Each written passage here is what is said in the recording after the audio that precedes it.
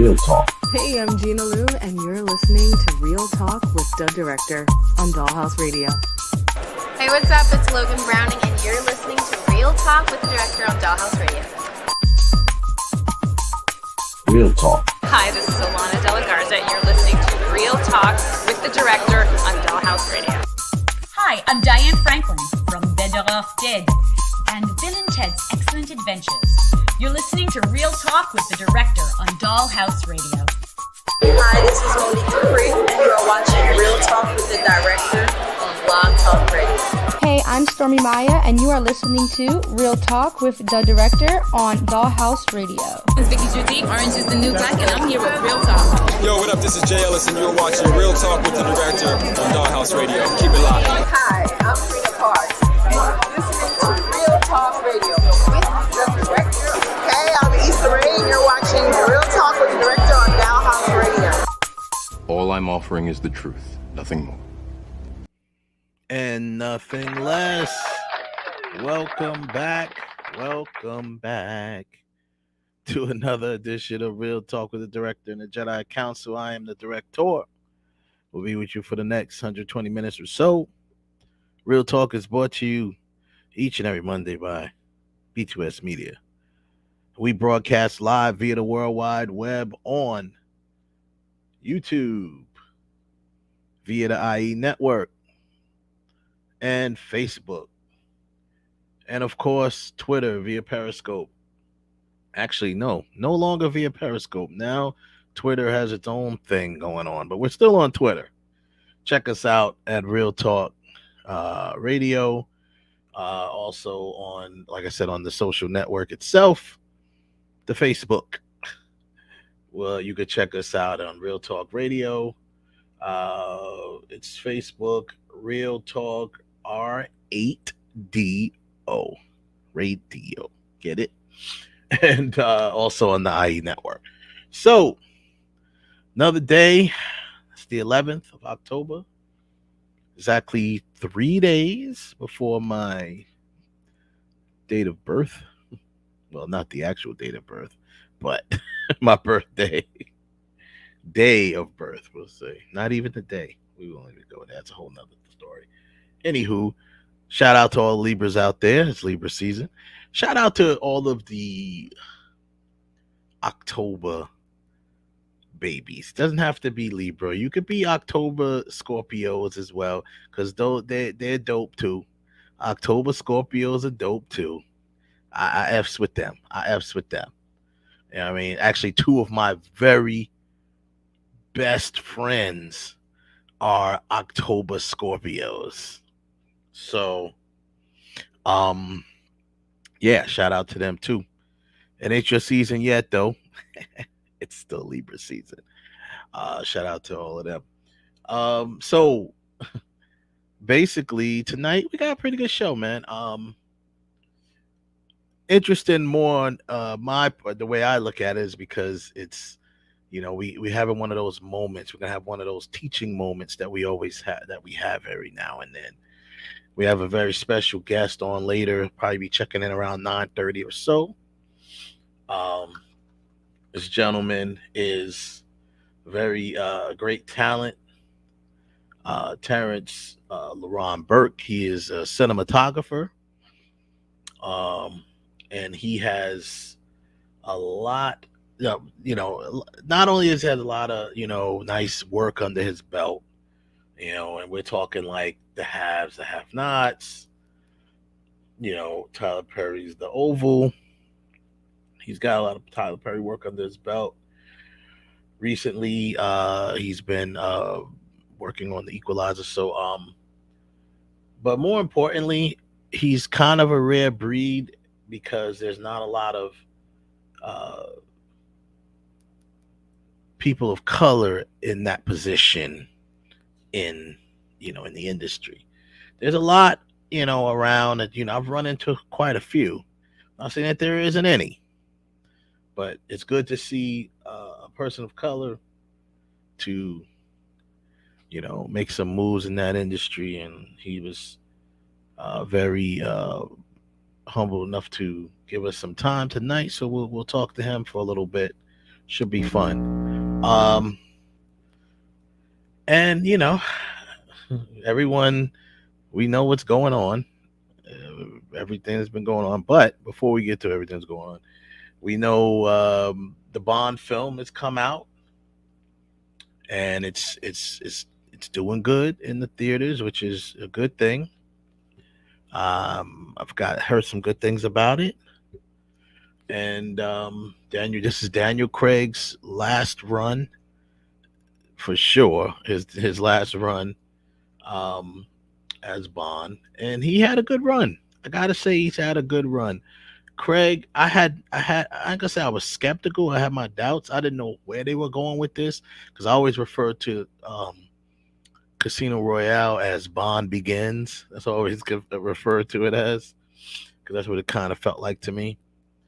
But it was a good read. It was kind of like a good re-imaging of it because we needed Bond to be a little more.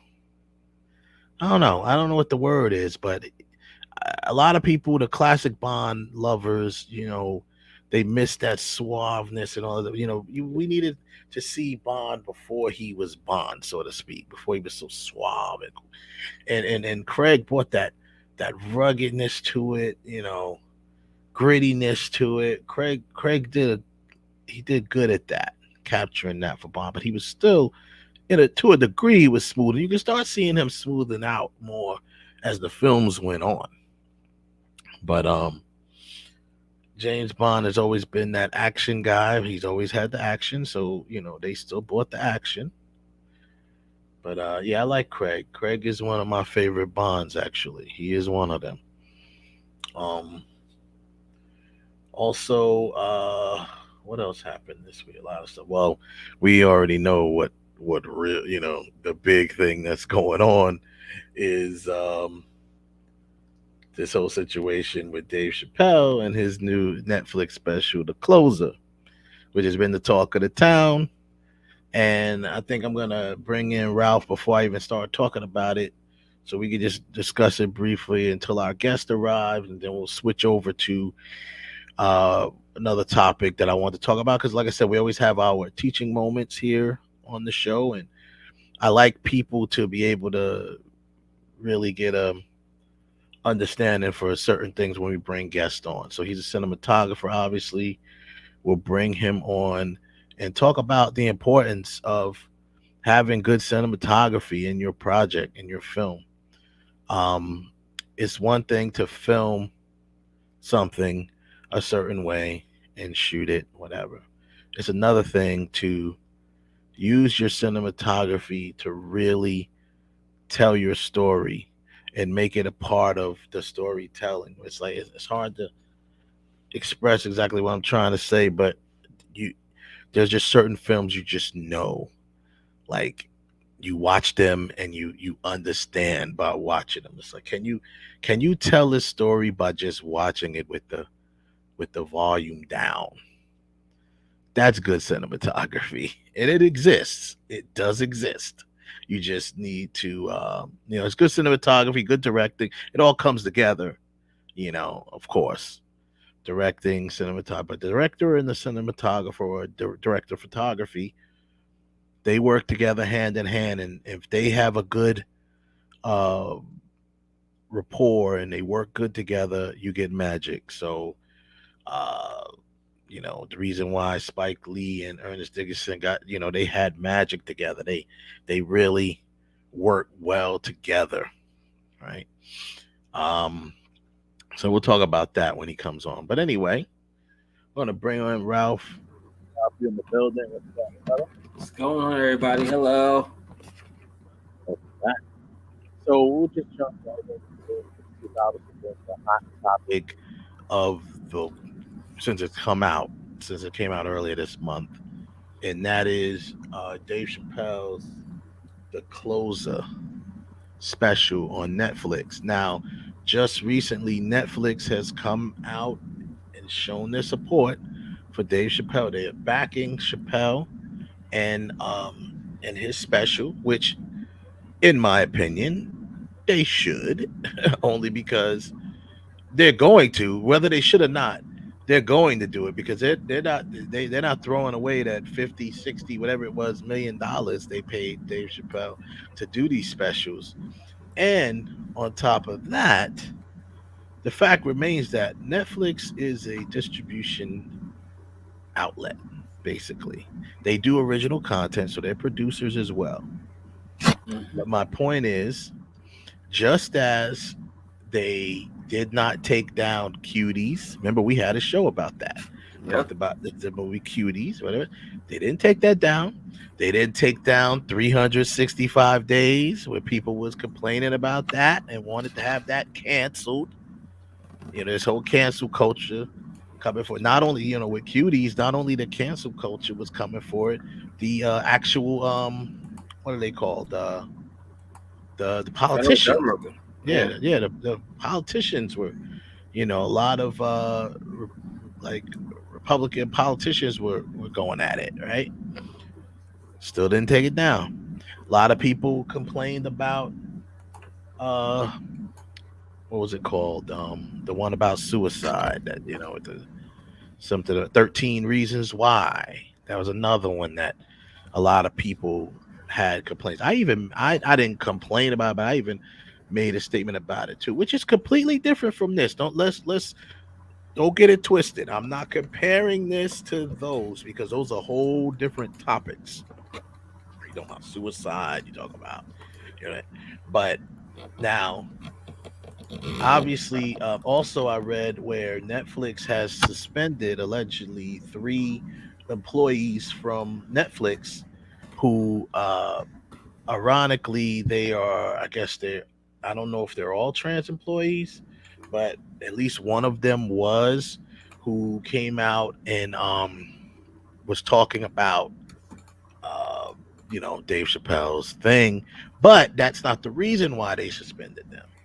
Allegedly, the reason why they suspended them is that that person, Tara Field, who was the trans employee, and 2 other employees, don't know if they're trans or not, they crashed an executive Zoom meeting. So they came in. We don't know if they said anything or whatever, but the bottom line is they came into that meeting that they were not supposed to be in, that they were not invited in. And that is allegedly the reason why they were suspended. Now, I don't know, based on what, because Tara Fields puts out a tweet that says, I work at Netflix. Yesterday, we launched another Chappelle special where he attacks the trans community and the very validity of transness. And all while trying to pit us against other marginalized groups. You're going to hear a lot of talk about offense. And then it puts, we are not offended. Then Okay. why, if you're not offended, then why are you crashing the call? Why Yeah. are you Why? going on TRW making Yeah. complaints? Why? If Right. you're really feeling like you're not offended, and Right. I'm gonna be honest with you, I have not watched this Dave Chappelle thing, Hmm. especially. Yeah. But I'm going to say this, and if anyone is out there is offended, if there's anyone out there that feels like I'm insensitive, I'm not being insensitive. I'm just sitting there stating what I am. What Yeah. I am. I am from an older generation than a lot of you watching the show right now. A lot, Hmm. right? We're from the 70s. We're not from the Hmm. 2000s to 2010s. We're from the 70s. People have been making, and I'm going to say, as you see, I'm a black man. People have been making fun of black people for decades. Hmm. People have been making fun of Oriental people for Generations. decades. Spanish people for Yeah. decades, decades. Now all of a sudden, you wimps want to come up here and say, "Oh, I'm offended." That's what comedians do. I don't know if you ever got the news flash, but that's Hmm. what comedians do. The comedian, they're supposed to be funny. Now, if there's a difference between being funny and cracking on a different gender or race or species, whatever, and being outright insulting or Hmm. being outright insensitive. And if trans people want to say, "Well, you don't understand what it's like to be trans people," honeys, y'all don't understand what it's like to be black. Hmm. You don't. right? Hmm. And if we want to start running down the history of comedians insulting people, we can start with all the white comedians who, throughout the decades of the beginning of television, or take it Hmm. back to the beginning of movies, that have Hmm. done things that we as black people could sit there and say have been insulting, Hmm. degrading, Yeah. disgusting. Yeah, I mean, So, you can go all the way back to the Little Rascals, and right, say that Al if Jones you said want to go blackface, and say black, that we were, well, of course, you blackface. know, But see, the thing about blackface, even though they were supposedly doing it for comedy or whatever, we knew that their intentions were all different when they did that. It wasn't right, just for comedy. It was for comedy, but it was at the expense of making fun of an entire race of people. That's right, not comedy. You know what I mean? That's not comedy. There's no cleverness to it. There's no thought into it. It's just right. I want to Now, make fun of these niggers and let's right go and do it. now, now, You know? now, Blazing So Saddles. Now, I think the hallmark of that is the movie Blazing Saddles. And right, me as a black man, I find Blazing Saddles funny. right, Although it not only does it tackle black people, the Native Americans, the treatment of Native Americans get by white people taking control of this country, but yeah, it is hysterical. It is hmm, outright hysterical, and I dare very few people to watch it and not laugh at something. Right hmm, now, people of today, the you Gen X baby boomer punks of today, y'all can sit there and say, "Well, this is insulting." Is it really? Or is it the commentary of what was going on in that particular time in the country, or that particular time, that particular moment in time, right? hmm, Because if people sit back and say, "Well, Blazing Saddles is they use the N word," and it was like, but who wrote the thing? A black man, Richard Pryor, wrote it. right, right, So is he insulting the black people, or was he simply lampooning, or was he trying to make jokes based on what he heard about how black people say? Well, if you're going, if like say, well, if it's like when you're a kid and you cry, and your parents say, if you don't stop crying, I'm gonna really give you a reason to cry. Well, if you as black, if yeah, you are going to laugh at black people, then I'm going to give you a reason really to laugh at black people. yeah, But Blazing Saddles is yeah, not insulting exactly. at all. It's just a funny movie. But see, Here's everybody. one of the people in the chat room says a frustrating thing about a black justice quote unquote group whose whole mission is their sexuality. We're leading the pack. Is sad, right? She's talking about, and thank you for the comment, Fran Croft. She's talking about this Black Justice group, as she said, that's leading the charge against Dave Chappelle. And I said before, I said it always seems to be, unfortunately, the blacks going after the blacks, and it's just like, listen. And I just want to give some clarity here. All right, with Dave Chappelle is obviously he's a comedian. He's a master of his craft. He's been doing this for years. And I watched it. And the funny thing is, I think Dave Chappelle is just brilliant on how he delivers his stuff, right? Cuz to me this one wasn't as funny as the last one to me. I'm talking about the Sticks and Stones was funnier to me, like Mhm. ha funnier, right? But this one was really, he was really just, it felt more like a conversation. It felt like he had to get some stuff off his chest because of all of the backlash he caught from Sticks and Stones, right? Something. It's fun. It's funny you said that. Saturday Night Live went back to being live like 2 weeks ago, but they Yeah. reran the episode with Dave Chappelle, right? The second one that Hmm. he was on. And no, Yeah. it is not as funny as the first time he was on. There's certain bits on it that Yeah. are outrageous. Okay. But Yeah. no, overall the show is not as funny as the first time it was. Why? He even says it in his monologue was totally different because Right. now he's Yeah. throwing in stuff about how we're treated now during after Yeah. Black Lives Matter, after George Foreman, the Yep. Foreman, the pandemic, all these other things. So now comedians got a different outlook on life. Now's the Right. time when they're supposed to be funny. They're Yep. not supposed to be supposed to like you're not going to pay $90. Like you're not going to pay $90 to see Eddie Murphy and him just sitting Hmm. there and just blase blase. You're not going Right. to do it. And in the same way, I mean, I can't really think of any white comedians, but you certainly wouldn't pay $90 to George see Carlin. George George Carlin. I Carlin. mean, What Carlin was we're gonna start talking Carlin about was George rough, Carlin? man. Let me We're tell not you gonna talk about something. George Carlin, Sam I, Kinison, Andrew Dice Clay, Lenny Andrew Bruce. Dice Clay, and these are the people we grew up watching. And talk about brutal. These people would be lynched now if they were out now, like Dice Clay, Right. whatever. And Oh, Fran Crawford made another good point. As you're saying that, right on cue, she says it was in the same vein as his SNL opening. Just as you're saying right. that, her comment popped up, and it's the truth. It's not like, because I think all of this stuff is changed Dave Chappelle in a way. You know what I mean? And he's And that's the just same with letting you. Chris Rock. That's Chris okay. Rock, Yeah. D.L. Hughley. All these Yeah. comedians have changed what they're saying. Now they're putting more of a social spin on their Yeah. jokes, you Yeah. know. And I'm Yeah. sorry, that is just the way of the world. Now you that Yeah. as a friend, and I'm not trying to sit here and disparage this George woman Carlin died who, for telling the truth. yes, he did. And I'm not Yep. sitting here trying to disparage this woman that's trans, and she Hmm. feels insulted by these remarks. Although you're saying you Well, don't feel insulted, I don't see how yeah, you would everything say. I finished, but I'm gonna say about this, and this is where I close the book on it. In my opinion, this is just my opinion, people.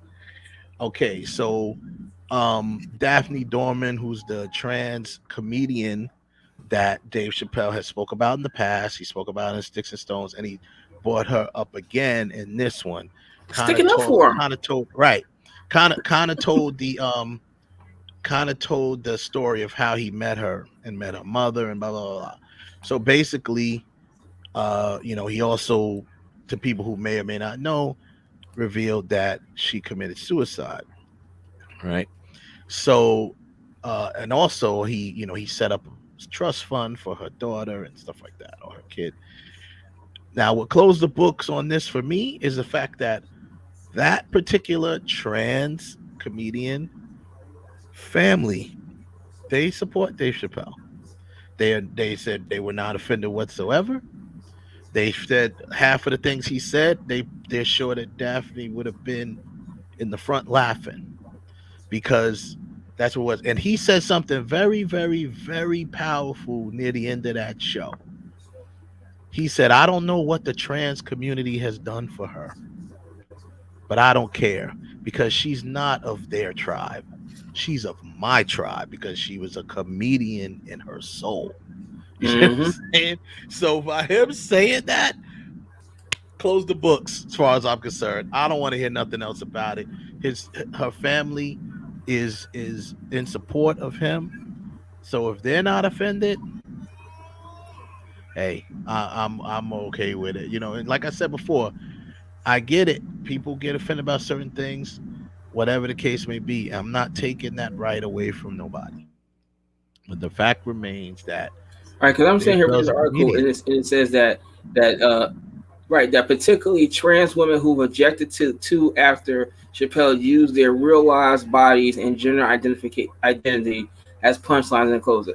Then I'm sorry. Once again, I'm from the '70s into the '80s. Then that mean that every single comedian that was popular at the time owe an apology to every single joke they ever made about I mean, gay people. yeah, he '80s, made a joke about the Me Michael Too Jackson. movement. So Yeah, is he Michael supposed Jackson. to? Is Me Too coming after him too? He made Yeah. a joke about the Me Too movement. It's comedy.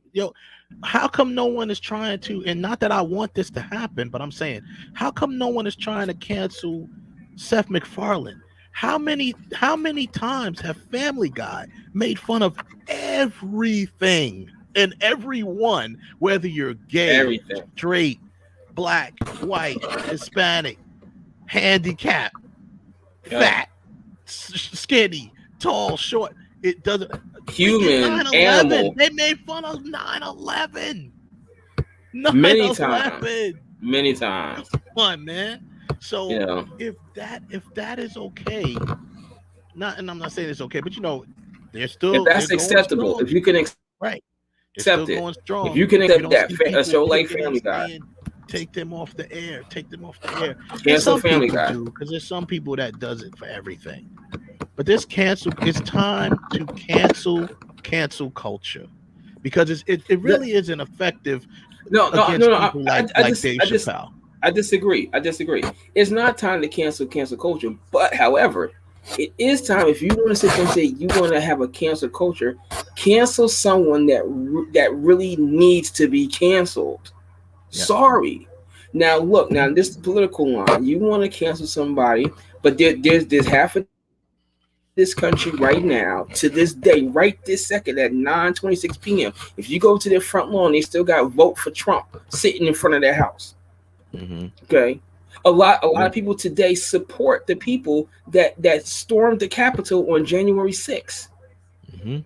You don't think Yep. that those people need to be canceled? Yeah. Exactly. Well, I mean, this is what I'm And that saying. seems to be a You whole got, lot more and they're serious. comparing. They're saying that they're making statements that what Dave Chappelle is saying is dangerous. They're using words like dangerous and deadly and type of things like that. When you're saying that, but yet a lot of you people support that the whole situation that you just said with storming the Capitol and stuff like that. And there was dangerous words said there, which I'm not gonna bring that. I'm not gonna go that route. But the point is, mm-mm. Not in this. I watched it. It's not that. And I tell you what, if anybody, I mean, anyone could get offended to anything. Like I said, women could be offended by him joking about Me Too movement. He made a joke about Me Too movement, which was funny, but some people might get offended. I don't think they would. I don't think they should. And like we said, Get this is over comedy, yourself. man. And yeah, and get over yourself. Exactly. In comedy, there are no boundaries really, and nobody's safe, because the whole point of comedy is, I mean, you could find humor in anything. I mean, one of Matter the of fact, funniest times me and some of my best friends, one of the funniest times we've had together was at one of our other friends' funeral. You know what I'm saying? Meaning you can find humor in anything. And the fact that what Dave was doing, in my opinion, was, like I said, he was having a conversation, getting some things off his chest. But because he's a master of his craft, he was spinning them in a way where it was what he does. It's just like, if I feel I want to express something and I feel a certain type of way, I'm going to make a film about it. I'm going to write a film about it. That's the way I express whatever I'm feeling or what I want to talk about, what's on my chest. mm-hmm. He wanted to Matter of get fact, I something was off his I was chest. watching I So was he did. watching HBO one day, a couple of weeks ago, and I forget this woman. I'm looking up her name right this second, right? But her Actress. name is Tag Nugent. Mm-hmm. Um, wait, what is her exact name? I'm gonna be sure I get it right? Mm-hmm. Because I was watching the show, and she is a female, and she was doing her entire HBO stand up topless, topless. Mm-hmm. Okay, so I was like, what the hell, Mm. right? But come to find out that this lady, right? I wanted to be sure I got her name right. I'm sorry I don't have her name on top of my head. But this Okay. young lady is a breast cancer survivor. So Okay. she had her breast removed. So she's doing the entire stand up topless. Mm. So is she trying to acknowledge the fact or not make light of the fact that she is a breast cancer survivor by doing the stand up topless? Because now she has no breast. So now she has the Tig Notaro. Tig Notaro. Okay. Okay. Okay. Right. So, but was she trying to make a political statement about the fact that she was a breast cancer survivor, or was she trying to acknowledge the fact that she was a breast cancer survivor and that she survived, and she's showing the scars that came to her from this surgery? But there is But she's something also making a way of showing it through her craft. right, and dealing with her pain. Let's talk about that for a minute. You guys are worried about how he's in. Let's deal with her pain. her trauma of going through that stuff. Now there's some jerk out there that probably somebody said, well, she's being insulted because she's doing, first of all, she's a female, she's doing the whole show topless. Yeah. So what? She did the show topless. So what? I'm quite sure if Pamela Anderson was doing the stand-up comedy tour and she did the whole show topless, y'all be like, hell, woo, hoo, hoo. There's no Then all of the difference. women would be There's mad. none.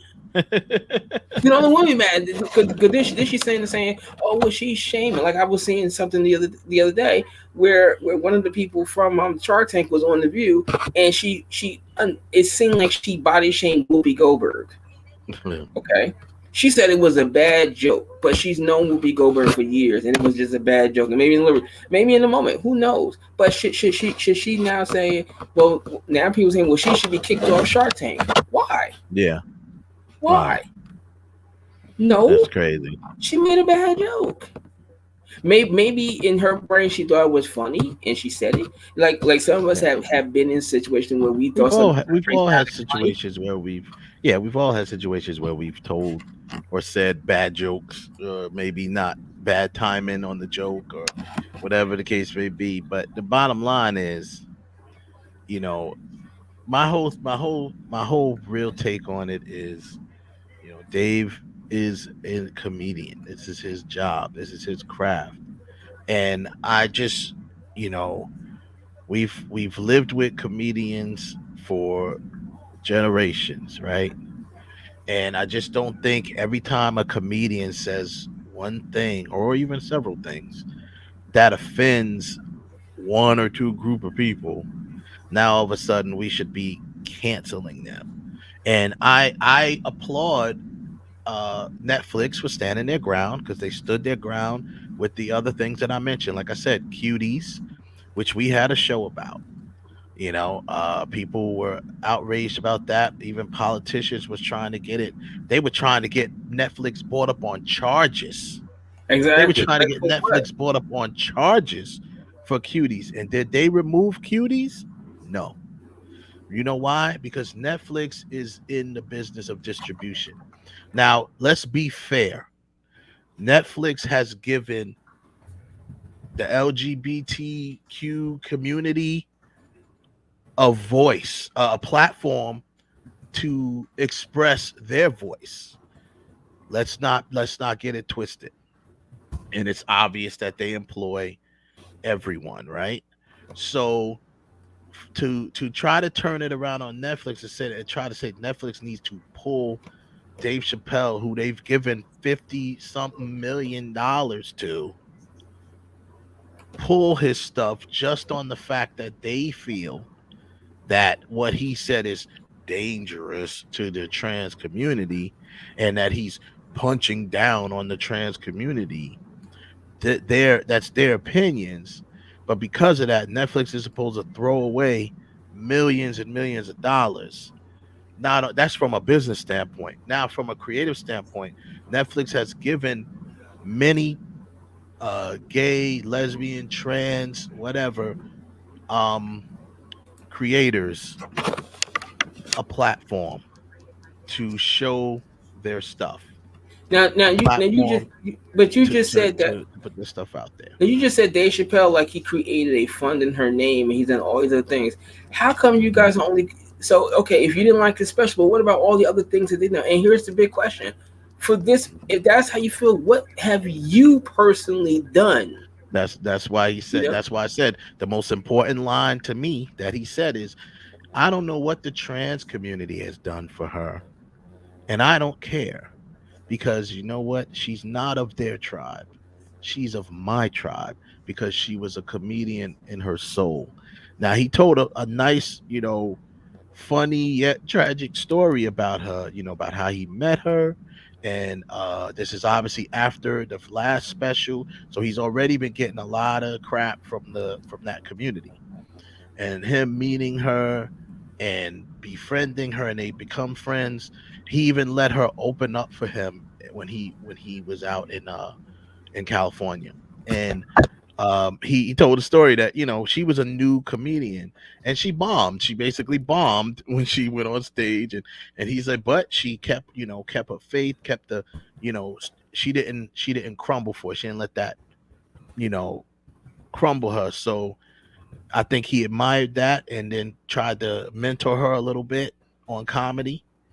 And then whatever happened happened. Like I said, her family has already said, well, obviously her taking her own life has nothing to do with Dave Chappelle said in his specials. He said, she had nothing but respect for Dave Chappelle and really, really admired him and liked him. As a matter of fact, she came to his, he also brought this up in the show. She came to his defense in a tweet when everyone was going, was when the trans community was getting at him for the last special. And I'm paraphrasing, but she basically said something along the lines of, he's an ally. And they said, talking about punching Mm-hmm. down. They keep using that word punching down on the community. She said he's not punching down or punching up. He's punching lines. It is his job, and he is a master at his craft. That is what Mm-hmm. that's what she said in defense of Dave Chappelle against the trans community that was going in after him. Like I said before, you know why? Because this is a person who was walking both lines, right? They were trans, whatever, but they were also a comedian. And everybody knows if you a heavy comedian, you're gonna make fat jokes. If you a short comedian, you're gonna make short jokes. Mm-hmm. Just Like, just like, check like, out like. any Kevin Hart That's what I show. say. Like Kevin Hart has never made a joke about him being short. Never. And not for nothing. Like once again, I'm from the '80s, right? A lot of y'all may or may not ever heard of a group called the Fat Boys, originally called Disco 3, that even said that's kind of that nobody would call themselves fat. Fat, But they exactly. That's did. why they called Did themselves the Fat Boys, because right. nobody would call themselves fat. Taken from a person who had to been, been overweight most of my life, and I always had to deal with certain things, being called things or whatever the case may be. Right? I found ways to joke about it myself. Mm-hmm. I'm the one that joke about it, and trust me, I know everyone has a certain, jokes hurt people sometimes too, because jokes come from truth in a way. You know what I mean? Or that person's truth. Whether it's the truth doesn't matter. It could be that person's truth. But jokes do hurt sometimes, Yeah. but I mean it is what it is. I mean, I'm not from I'm not cut from that cloth of weakness. I'm just not. I'm not and really me going around trying to say, you know what, this person here fat shaming people, that's just dangerous. It's gonna go around, and I'm not gonna go around and ridicule people for fat shaming other people because I'm fat. You know what I mean? I'm just not gonna do it because, Exactly. especially if it's a comedian, because I think comedians have always looked at it on a different level. It's a different thing. It's different, and if you try to censor comedians, you are, what's the word? You are basically, you're messing with the very essence of living in America. You try to censor a comedian for what Exactly. they're talking about. Just That's it. calm down, Yeah. please. That's all I can just say. Please, for God's sake, calm down. Because the That's more all and I more can. you guys keep coming at this, well, they need to do this, they need to do this. You know what's gonna happen? And he's No, not getting canceled. It's not happening right. because Then, really, how is this cancel culture? The only success that they could have would be for Netflix to give in and take Dave Chappelle's show off. But guess what? That's not even a success because Netflix also stated Dave Chappelle Sticks and Stones, which was the other controversial one where he talked about everybody, including trans. That's one of the most watched shows on Netflix. mm-hmm. Uh, this here, if they were for whatever reason decided to say, you know what, it's not worth the trouble, let's take it off, cancel culture still doesn't win because Dave Chappelle's He fan already got base his is money. too. He He got already his got his money. money. Exactly. He He got his can say money. anything. He can say anything. He's already been paid. And like I also like that he pointed out the fact. I know this might come to a shock to people, but he said, and I quote, "Yeah, they went in on me on Twitter, but I don't care. Twitter's not a real place." End quote. And is it? And he's right. And it It's not a isn't. real place. This may come to a shock to people, but Twitter is not a real place. Sorry to break the news to you, but um, and yes, it is. Now, don't get me wrong. Social media is very powerful, and it has its its strength in today's world, right? But the fact that Dave ain't from today's world, he's not a comedian of today. Dave Chappelle is a comedian, a veteran comedian, and he's just a different breed, and his fan base, thankfully, are standing by him, and they're just like, no, this is not, no, we're not doing that. They always want to try it in this black correlation group that's talking about they're leading the charge. They ought to be ashamed of their damn selves. Hmm. It's always a black, you know, it seems like it's always black that's just jumping at the opportunity to go at blacks. And it's just like, stay out of it. You know what I mean? Like, that's ridiculous. Taking actions to try to get, I mean, it doesn't really do nothing to him, though. Like you just said, he's already been paid. It's not like if Exactly. Netflix, for whatever reason, And took it here's another. down, he wouldn't have to get back the money. So But here, why but here, you even what's the but why you here's even another. wasting time? But look at it this way. Let's just sit there and say that all you got together and you really got Dave Chappelle or his special off of Netflix. Let's say that you actually did it. Question number one: will Netflix turn around and say, "Well, just do another Chappelle show because we already paid you for it"? B, is there any other entertainment entity on this planet that wouldn't want to work with Dave Chappelle because of this?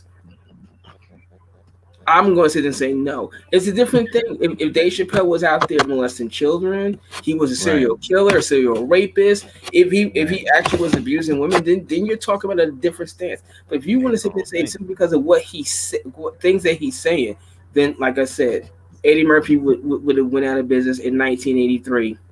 Andrew Dice Clay would have stopped doing anything in 1990. George Carlin, and Oh even my today, goodness. and even today, that whole thing when you hit people.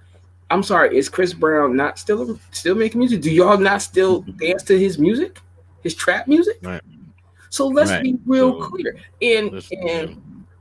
um and really, I was just hearing the other day, people still bumping R. Kelly. He just got people still bumping R. I Kelly. know they still are. Yeah, I mean, the thing is And, this. wait. Before you say- And even here's even worse. This is the worst thing about that. There's really people out there that believe R. Kelly was set up and that he didn't do nothing, and will ride that to the horse dies. That man is innocent. Black people, black. Yeah, right. But then you got the, like we said, the organizations, and then someone said, yeah, they're thirsty to be known as black, good blacks. Talking about like those, those correlations and stuff like that. And I mean, it's just it's asinine. And this is a situation where the cancel culture thing is not going to work because Dave Chappelle, cancel culture only works on certain type of people when you really think about it. It works in certain degrees. Like you said, if someone did something outside of their craft, even if they said something or did something, definitely if they did something, sometimes if they said something, it only works, people like Dave Chappelle, who does not rely on social media to make his money. It's not going to affect him.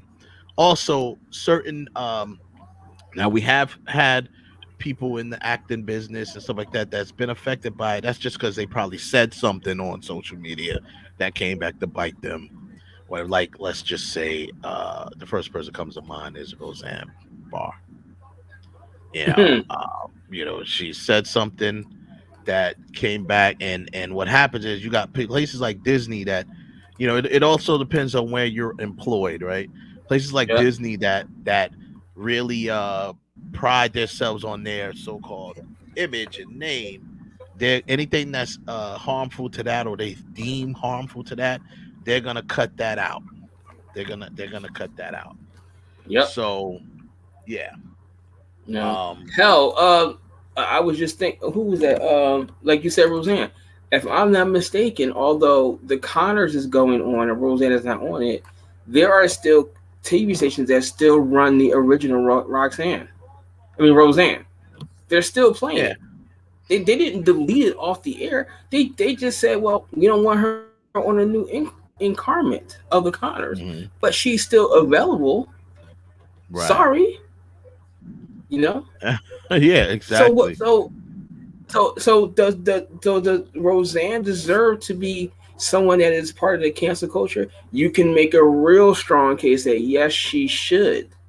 But did you do it? No, no, Um, because her yeah. Let show was me. still on the air. And if it was really all that, then the Connors probably wouldn't really be on the air too, with or without her on the show. Because I think she's an executive producer of the show, has something to do with that show.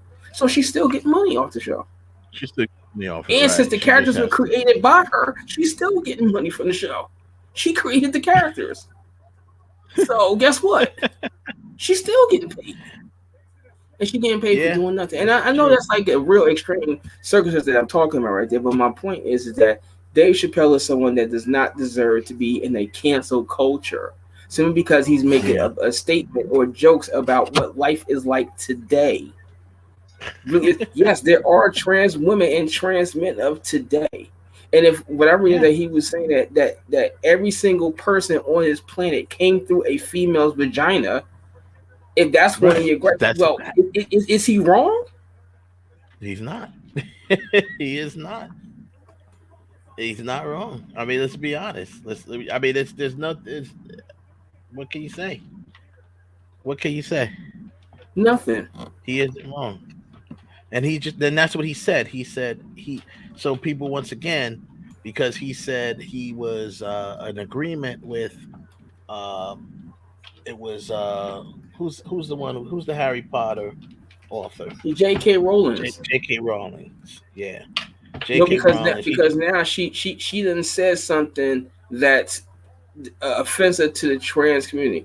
Oh, right. you mean that woman that is probably the richest person in Britain because she had children and didn't want to be on welfare and created this entire world that all of you sweating that been sweating for the last 20 some odd years. Now all of Hmm. a sudden she's offensive to the gay and lesbian community. Really? Yeah.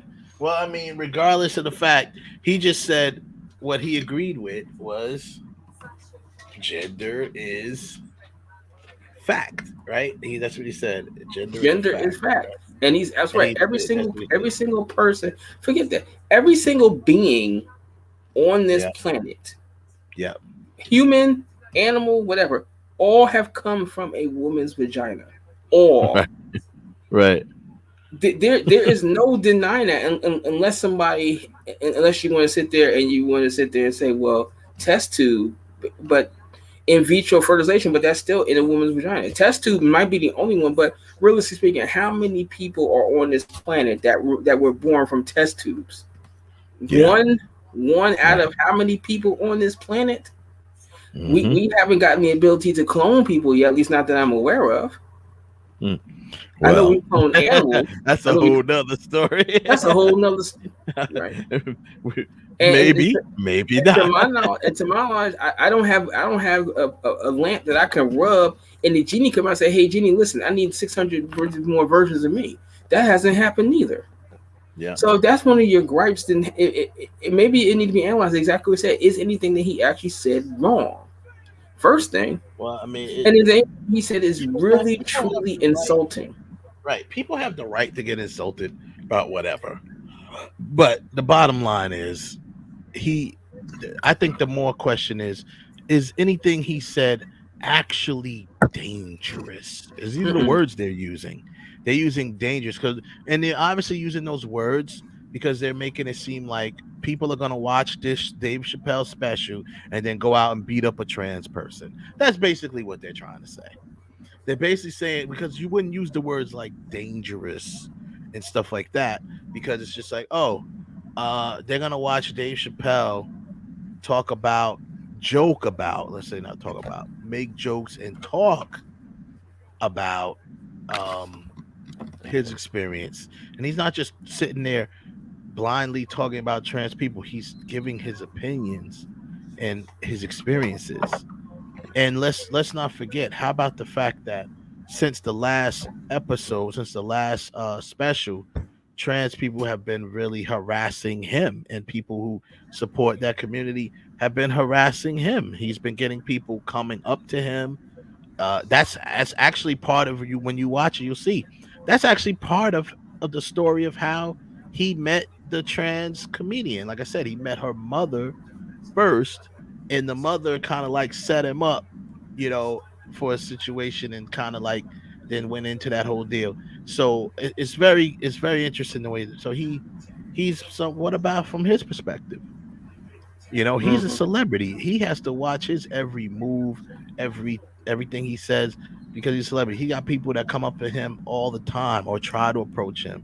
Just like he brought up the situation that went viral when he got into an argument with someone who came over to him, and they didn't have a mask on, and they were talking to him, and he was telling them to back up because they didn't have no mask on. You know what I mean? And all of that. So the bottom line is this man gets harassed as well. And Mm-hmm. it's easier to target him than to target any other person who's not a celebrity.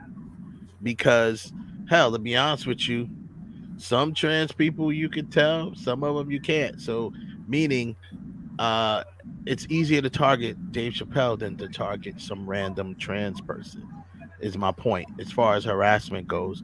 And the question is, did Dave Chappelle say anything that's really going to incite someone going out Burning and their beating bras up, and yeah, wrecking right, buildings, be- and beating not up for. a trans person? No way, because first of all, if you are if you have that type of hatred in your heart, it's already there. It ain't nothing Mm-hmm. that Dave Chappelle could say or do that could To take it away change your from mind. you and change your mind. If you want, now you can go ahead and blame it on him if you want to. That's just like anyone blaming it on anything else that they see, right? Any other visual thing that they see, or any other song that they hear, whatever Mm-hmm. the case may be. My point is, Dave Chappelle, in my opinion, 100% did not say anything that I would consider dangerous. Yeah, I'm not of that community, but I'm just going, I call it how I see it. Now, That's it. now, this is just coming on my timeline right now. But speaking of that, the other thing that happened this weekend is with Sportsman, Coach John Gruden from the Las Yeah. Vegas Raiders, about some Yeah. emails that he supposedly sent while he was not an employee in the NFL about the strike that was Mhm. going on. Now, supposedly today he got fired from his job. Did he get Now, fired? Did they fire him today? it's just coming out right now that it says John Gruden out as Las Vegas Raiders head coach. So all Mm. day long, the talk was, should Gruden be disciplined for these emails? A lot of people have sat there and said no, he shouldn't, because of the fact that when he wrote the emails, he wasn't even employed by the NFL. He was an average citizen, despite Yeah. the fact that he was working for ESPN, but he was Hmm. not an employee of the NFL in any way, shape, or form. But now Yeah. that I he is never the I coach, never got a chance to see those, like, what did he say in those emails? he He was said he talking said about a something. particular person, right? He was talking about the time Smith, who was the head of the NFL Players Association. He said that he had big lips like Goodyear tires and some stuff. Okay, so yeah, maybe what he said is a little insensitive. I'm not going to lie, it is insensitive. It's a little insulting. But does the man deserve to be fired when the time he said it, he was not in the NFL? That's like all of you out here today that sat there and may have watched, pat on my back, my Cowboys destroy the Giants, and you sit there and say, well, Mm-hmm. that coach need the giant coach need to be shot and something, and you sent that text message to a friend of yours, and then lo and behold, some way, some shape, or form, by some magic, you become a member of the Giants team, and those things are brought up, and they say, well, because you made these things before we even contacted you for a job, you should be fired. Because that's the case, we will all be fired. We all have commented on something in life, and we make things like that. I never thought I would get this job here. I never thought I would work here. I never thought I would work here. But now you got to sense everything that you say, and from some people, when you say famous, you got to be careful with things that you say when you're a kid, because 20, 30 years in a line, we become famous, like the guy from the Oscars. It can come back to bite you in the ass. Now, Right. come Well, I on, mean, yeah. people. When someone says here, it speaks to his core. He's not a comedian; he's a coach. But I wouldn't want to play for him. Right now, they here's the deal about this. Before I even knew what he said, they have been. I think another reason why that decision was made is because a lot of the players or former players around the league have been commenting on it, and the players have, I haven't really heard anything. Um, I don't want to say positive about, Keyshawn other than Johnson. Keyshawn Johnson is very adamant about John Gruden because he played under John Gruden. He was the right, wide receiver for the Buccaneers. The year the right, Buccaneers won the title, their first Super Bowl title, it was mhm, under John Gruden. But he is very right, said that the way he talks to players is wrong. He never yeah, has said that he was a racist. He just said that right, he speaks to players all flippant, whatever. mhm, Okay, but there's a lot of coaches in the history of sports that have done that. That yeah. have done it. No, But it a was lot. the man. Now, Randy Moss, I know Randy Moss got real emotional about it, and he was talking on one of the shows. He got like really emotional about it. He was just talking about how, but he was talking about it from a more of a racial perspective too, because I guess whatever Gruden said came across as it being racial, because he It stood there is. in his thing and said, I'm not racist. There's not a racist bone in my body. That's a funny that's funny. But then if you don't That's have a racism, funny then comment. why'd you There's say not a why'd racist you say bone in my body. I mean, there's a difference between, even if that was the comment, that the head of the NFLPL has lips like Goodyear tires. There's quite difference between making that as a joke, and I think we would understand if it's a joke compared to it being That's somewhat been insulting. Yeah. insulting. I mean, because I Yeah. mean, we're human beings. We do make fun of people when we're angry, upset, and later on you're like, I didn't mean it. I was just in the moment. Whichever, at the time there was an NFL strike going on. So he was a little upset that you guys are wrecking football over some money. Okay, on both Yeah. sides, which we So which we have, yeah, we as citizens we have done, whether it's football, baseball, and certainly yeah, basketball. We start cursing people right. out, or if LeBron don't make that game winning shot, how many of y'all sit Yeah. there and roast him in effigy? You Yeah, know, yeah, exactly. so let's No, it's real. That gets real. I didn't. It's funny. It just came across. I did not know that he was fired. But I mean, this that's is a just that's a now whole coming nother. out. This is We'll just get now back coming out to that within like on the a yeah, just like a few minutes ago, right? Yeah, I'm few looking at minutes it ago. now too. Yeah, we'll get back to that on the other side of the interview. We got our guest in the green room. We're gonna bring him on and switch gears for a moment, and then we'll get back to the Gruden thing, because I'm gonna look it up a little bit too. But like I said, I knew that it had something to do with some race and stuff like that, and it came, at least came across that way, whether he meant it that way or not. There's not a race. I always thought that was funny when people say there's not a racist bone in my body. So you can have racist bones in your body. Like, it just seems weird to me. Like when people say that, I feel like playing Joyner Lucas song, I'm not racist. Mm-hmm. Yeah, I'm not racist. I love black folks. Hell, I got black boots. My dog is black. You start getting that stuff. But anyway, we got coming up next, man. Our guest is here. Like I said, I mentioned earlier, gentlemen, who is doing his thing, as a cinematographer in the film industry, and it especially pleases me that he's a gentleman of color doing this particular position, because it's not very well, seen. I'm sure there's people that do it, but it's not a big, in this particular position, you don't see a lot of men of color doing it. So I'm glad to have him on today.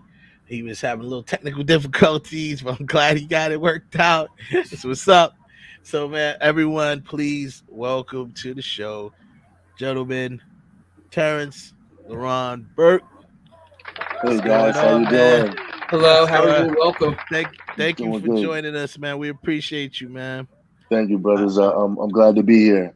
that's what's up, man. So, we've been talking. First off, congratulations on all your success to date, brother. Thank That's you. I the first appreciate thing. it. That's the first thing, man, because it's Thank it's you. it's Blessings. great. It's great to see this sort of thing because now I'm not saying that there aren't a lot or there are a few, maybe you would know more than me, men of color or women of color in that position of cinematographer, Hmm. and being blessed enough to, work on some of the projects you worked on and things like that. But it's good to see that Hmm. because it's Yeah, just something that's I feel is missing. But first off, man, how you doing? How's everything going for you? I'm doing great, man. That's good. Sorry about the technical difficulties. It's all good, man. I got in from work not long Always ago, happy. but Yeah, I'm glad to be here, man. I had to make it happen. yeah, I appreciate Yeah, that, man. yeah, Um, so now I read, so you're from New York, yeah. Born and raised in the born Bronx. and raised in Yeah, the yeah. Bronx. Okay, I Boogie was just The gonna down. say All what right. Bronx, part of the New York you from? Bronx, the Bronx, Bronx. BX. Okay, that's what's up, man. Yeah. So I'm from Long Island, man. All right. Strong Island. I grew up. Strong Grew up Island. there. Yeah. Yeah, man. I'm from I've been there. Jersey.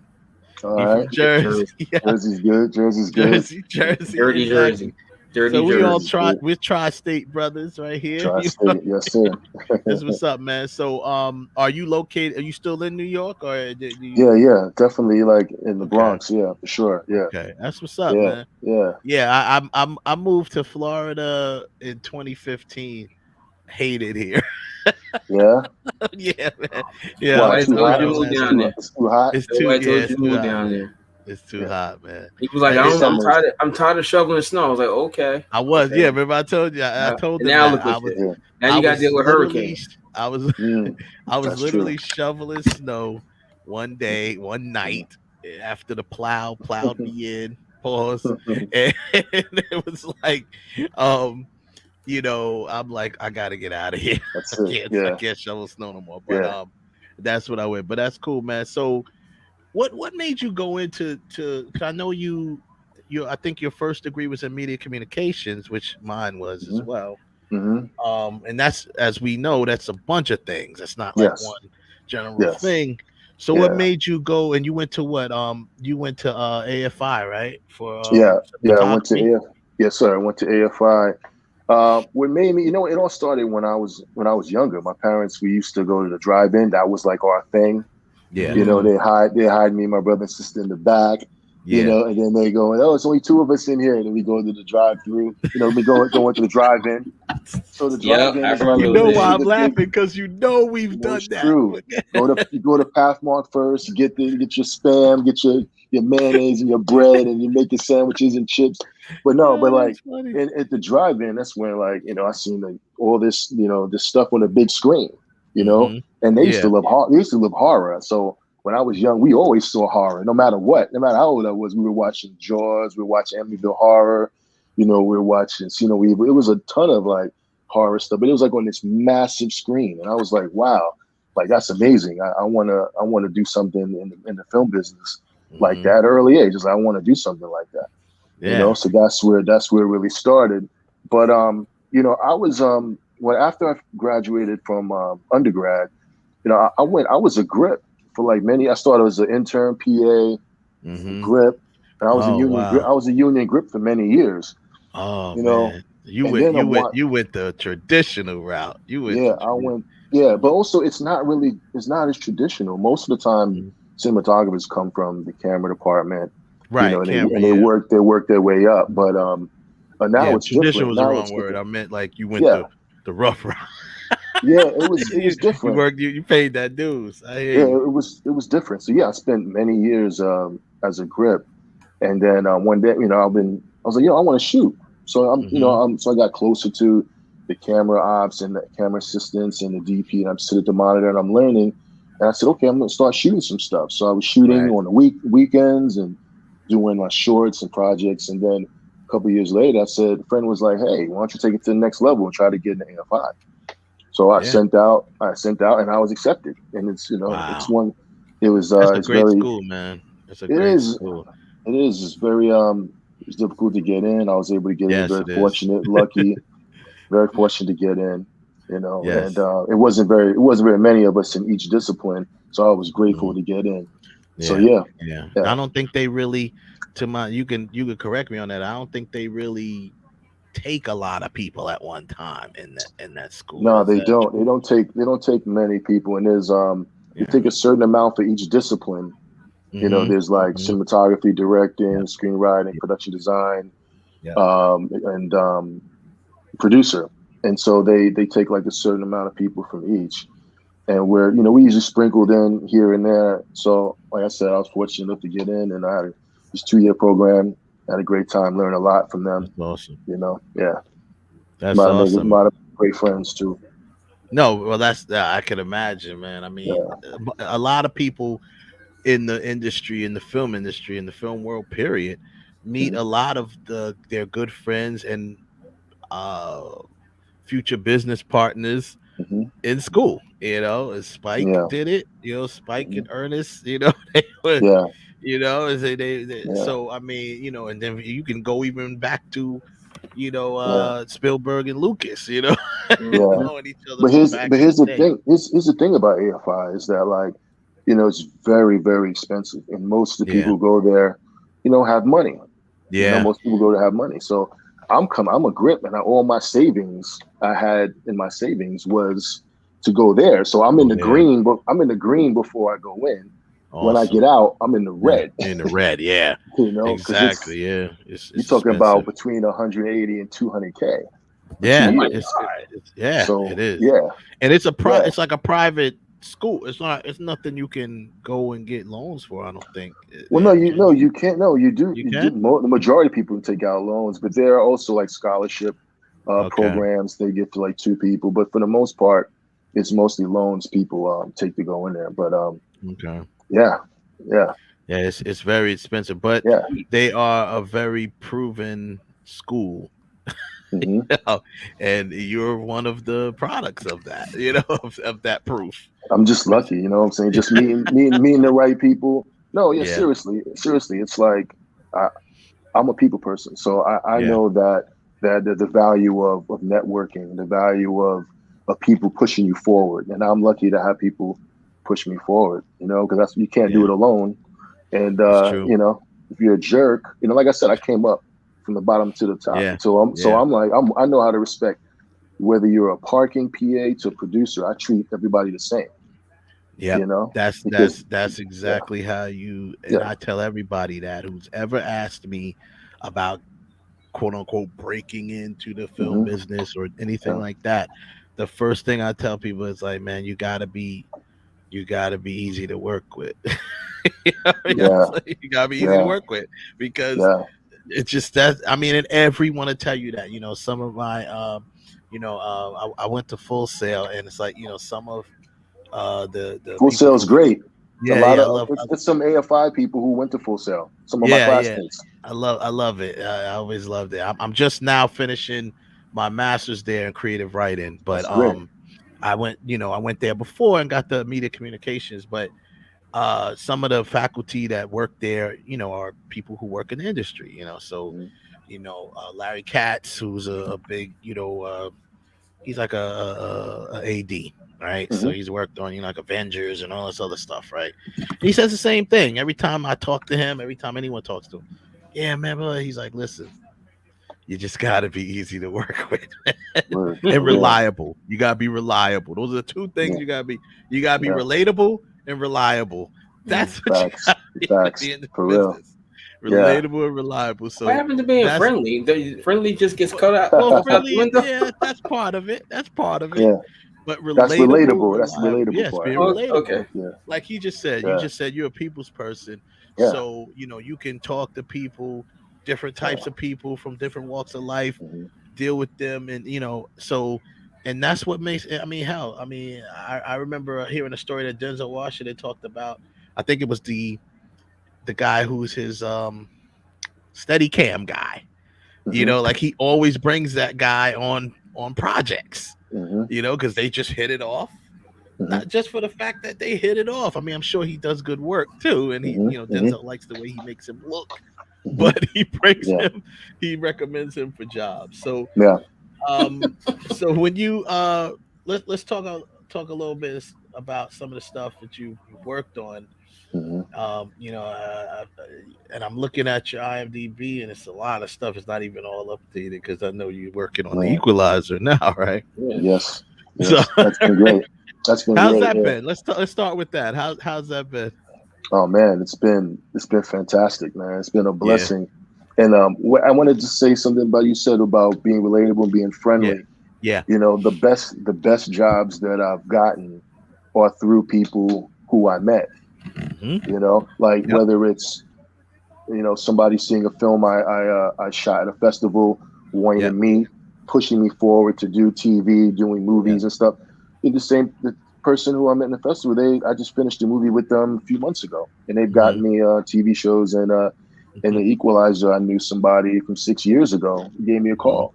You know, we hit it off, and he knew I was shooting and doing stuff. So I'm just blessed to be able to be in places where I'm meeting people and we're connecting, and we're, you know, like-minded people, and we both want to you know, do well in what we're doing. So, you know, pushing me forward, man. I can't ask for anything better for other people to do the same. You know, nobody's, you know, we're all you know, we all human beings, so we all should treat each other, you know, right. And you know, Yeah, that's it. Agreed. I agree. This industry is built on relationships. It's Nepotism and nepotism and relationships. And relationships. That's what it's For built sure. on, really, Yeah. because you know, I'm right there with you. Some of the best gigs that I've ever gotten was because someone called me that was already on it. It was like, yo, you want to do this? Or, you know, how you feel about doing this? Hey, I'm down, you know. So you're right. And then almost every project, myself, one of my partners, he does a lot of music videos, does a lot of things. And it's usually he doesn't do a stitch of advertising. You know, he don't even be on social media. All his jobs like come that. from boom, boom. It's like that. Word of mouth to the next person. So like you say, so you have when did you start on the Equalizer? From the beginning? You started from when it's I was called in a couple months ago. And I've been prepping ever since. I just finished my first episode 205, second season, fifth episode. Just finished that the fifth episode like a few weeks ago. Now I'm odd number. I mean, there's two DPs. The other DP is Ron Fortunato, ASC. He's a great guy. He's shooting even numbered. I'm shooting odd numbered. So I did 205, which should be out in like 4 weeks on TV. Nice.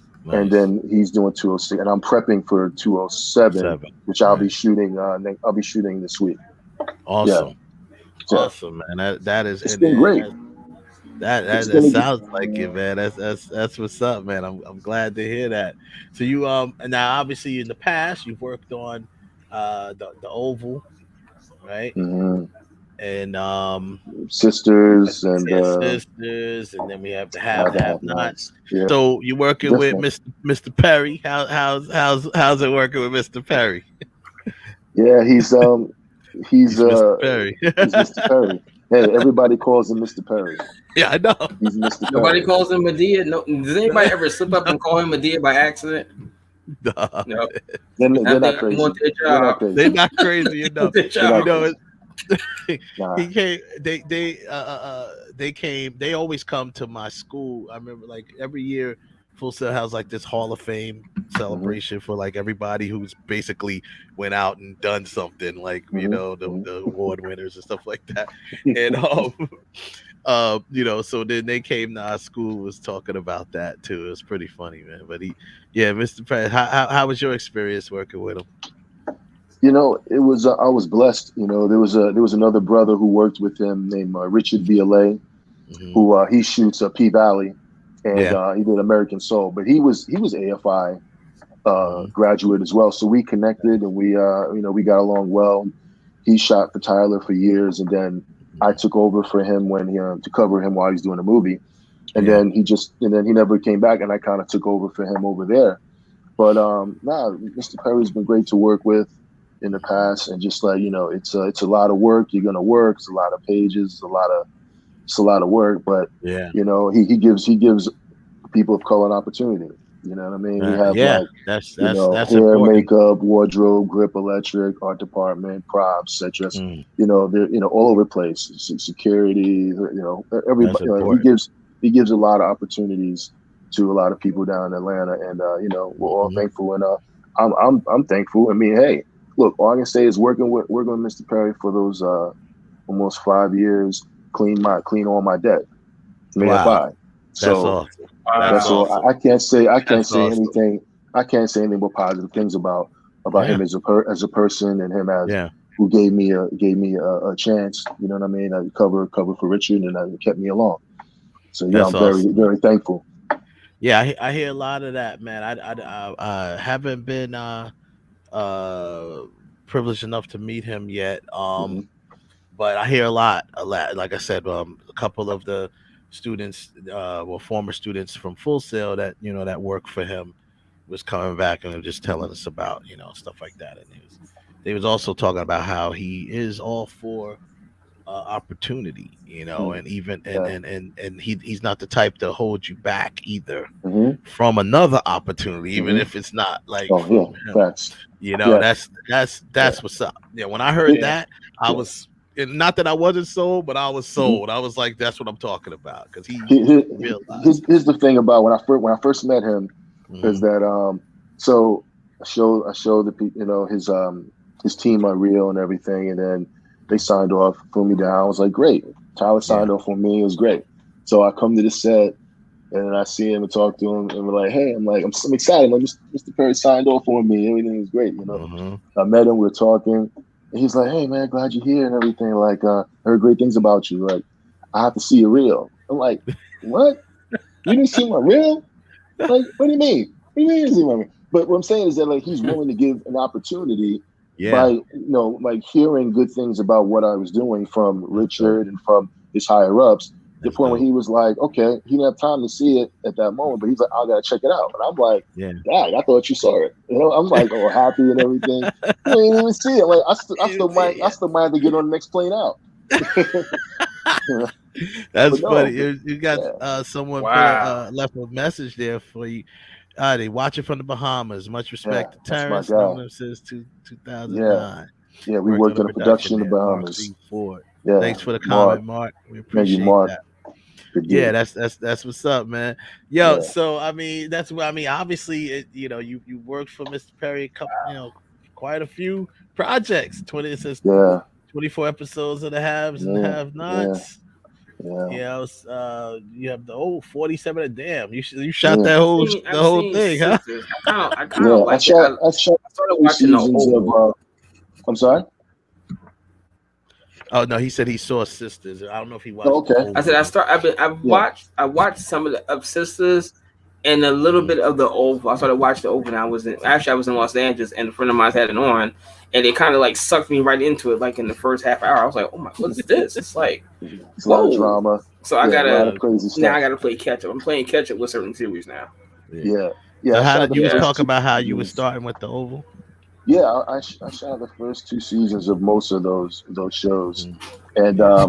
hey, like Mr. Perry, he definitely makes things work. He built the entire White House like the exact same size. That's awesome. Like, I mean, it's the exact same size in and out.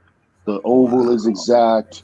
Everything is Oh exact. man, It's the that's gotta exact be same kind of White House. It's ridiculous. And his that's attention to detail, he has, different there's sets all over the studio. There's hmm different towns, there's cities, there's rural neighborhoods, there's basketball, baseball, there are barracks. He has. I mean, there's nothing he wow. can't shoot there. You know, That's nothing. smart. That's Yeah, smart. yeah. How's it been during the pandemic, things got Mm. crazy. How's it been, working during that? Well, Obviously yeah, he you had always had to us. flip the switch. Yeah, he had us working. We were in a bubble. Yeah. So while we were very lucky, most people who weren't working, we were Hmm. working nonstop. Yeah. So and he made sure we were comfortable. We had our own rooms. We had it was we had things to do on the weekends. There Hmm. was barbecues, there's church service. There's sporting Yeah. events, things to do. So during that time in the bubble, we were working. We were also being able to relax and enjoy ourselves too as much as we could. Yeah. And we were Yeah. getting tested, every day, Yeah. not every day, like three, 4 times a week. We were getting Yeah. tested, and Yeah. we had the proper gear and the hand Yeah. sanitizer and everything. We always had the gear on, so he made sure that we were all well protected and we were Yeah. all able to do our job and to be safe. Yeah, that's the key, and that's proof right there, man. When it comes to if you really, sometimes you gotta have to do that. I mean, is you guys are blessed, and Tyler is blessed to have, made what he's made this whole situation where he can bubble his people, Yeah, know, and yeah, and and that's really key when it hmm comes to working during this time during these times, man. It's got yeah, kind of for crazy. real. But I mean, so I want to just talk a little bit about cinematography in a whole, Sure. man. Like, I think I originally had asked you about what drew you to it. I know like the movies, but what drew you really to cinematography? Is there something? Was there a moment in all of your movie, like? I mean, I'm gonna tell you, the for whatever reason, The Godfather drew me to directing. Mm, I don't know why. It just did. hmm I loved it. I loved the way it hmm flowed. I loved the way and then hmm I watched like a behind the scenes of it, Yeah. and that was it. I was like, hmm I that's what I want to do. You Yeah. know? Yeah. So, Yeah, no, I know exactly what you mean. Like the going to the drive-ins got me into loving the film business. But right. when I was in as a grip and working, and Hmm. I'm working with like the best cinematographers in the world. I mean, Yeah. I worked on a couple movies with Harris Savides. Hmm. I worked on Hmm. a movie with Roger Deakins, like one of my Yeah. favorites. Dr. Deacons. Yep. Matthew Libatique. Hmm. We're cool. I worked with him on multiple movies. Ellen Kuras, Hmm. Don Burgess, like Yep. Don Rodrigo Burgess. Yep. Prieto. When I worked with Rodrigo Prieto on 25th Hour, that Mm. started me thinking like, whoa, like he's on some next level stuff too. Like I really want to like learn more about how I can kind of be, 10% of what he is as a Hmm. cinematographer. So, so yeah, that around that time, the 25th hour, I started really thinking about going into cinematography. Talking with Mm. him a little, talking with his gaffer at the time, Rob Baumgartner, who's now a great DP. But Hmm. yeah, watching those guys, seeing what those guys are doing, kind of like just straggling along, like looking at what they're doing, what they see. That got my juices flowing Yeah. during that time, into going into camera, and definitely, Wow. yeah, That's yeah, also so really just really experiencing it and being there in front of it and just really yeah, that's what really got you into it. That's yeah. that's what's up, man. What do you think cinematography wise, what's some of your favorite films? Oh man, Road to Perdition is one of my top films. Good movie. Great, There's a great there's cinematography in that. Yeah, Yeah. yeah, Conrad Yeah. Hall, yeah. Yep. Blade Runner. I love a lot of like Bradford Young's work, a lot of movies that he Bradford, shot. yeah. Yeah. But yeah, Road to Perdition is one of my favorites. Yeah. Godfather, Gordon Willis. I Um, love how Bradford did the Central Park 5 yeah, that was great. When They See Us. Yeah, that was I When they love see us. Yeah, he I was did a he little was bit of second unit on that. A little bit yeah. of second Oh, unit awesome. yeah, Okay. Awesome. yeah. Like we That's did, what's up. yeah, a couple of like shots and stuff we did. The opening of the second episode. Yeah, Hmm. some of the stuff that shot was some stuff that I camera op was in there for Yeah. those shots. It was fun. The second unit doing that. Oh man, Yeah, that's what's up, man. Yeah, I love how he did that, man. I follow him. Ernest is one of my Ernest faves because Dickerson. Yeah, yeah, I was always with him, Mo Better man. Blues. Oh man, oh man, yeah, Yeah, yo, he's that dude, man. And yeah, I even loved how he went into directing and he did yeah, Juice. You know, yeah, yeah, I was loving it, man. yeah. So I It was mean, good. but just the fact that these brothers, man, are so talented, man. It's just like I personally just love to see that, because I Hmm. don't see a lot. I mean, I personally don't see a lot of Yeah. men of color in that position, you Hmm. know. You So know, it's funny. There's a lot of like, I was with this group, Sporosco, and mhm, it's for like it's people of color yeah, predominantly in this business. And you know what? There's a lot of brothers and sisters who are DPs and nice. camera I'm and glad to stuff hear that. all over the world. These guys in England. This guy there's a guy in Brazil who I helped. I kind of got him in the Sporosco. Mhm. This guys all over, women and men all over of That's color good to hear. who are shooting, and that was good to see that. I was like, wow, Yeah, that's great. that's That's great to awesome. hear. So I know you got to Yeah, see it. I'm just hearing it, and I'm yeah. elated. I'm like, oh, Yeah, this is yeah, they're great. out there. They're out there. That's Sports that's Go. Yeah. That's good. That's good. I mean, here's a little technical question, kind of. Hmm. Would you like what do you think would be? Because we like to educate people on this Hmm. show on Real Talk. Whenever Of we course. have people on from a particular craft, Yeah. what would you say? Are some of the common mistakes that maybe people might make when it comes to like lighting or cinematography in a whole. I Not would say enough. some of it is prep, not really like prepping Hmm. enough. Hmm. I would say not looking as your relationship with the director as a collaboration.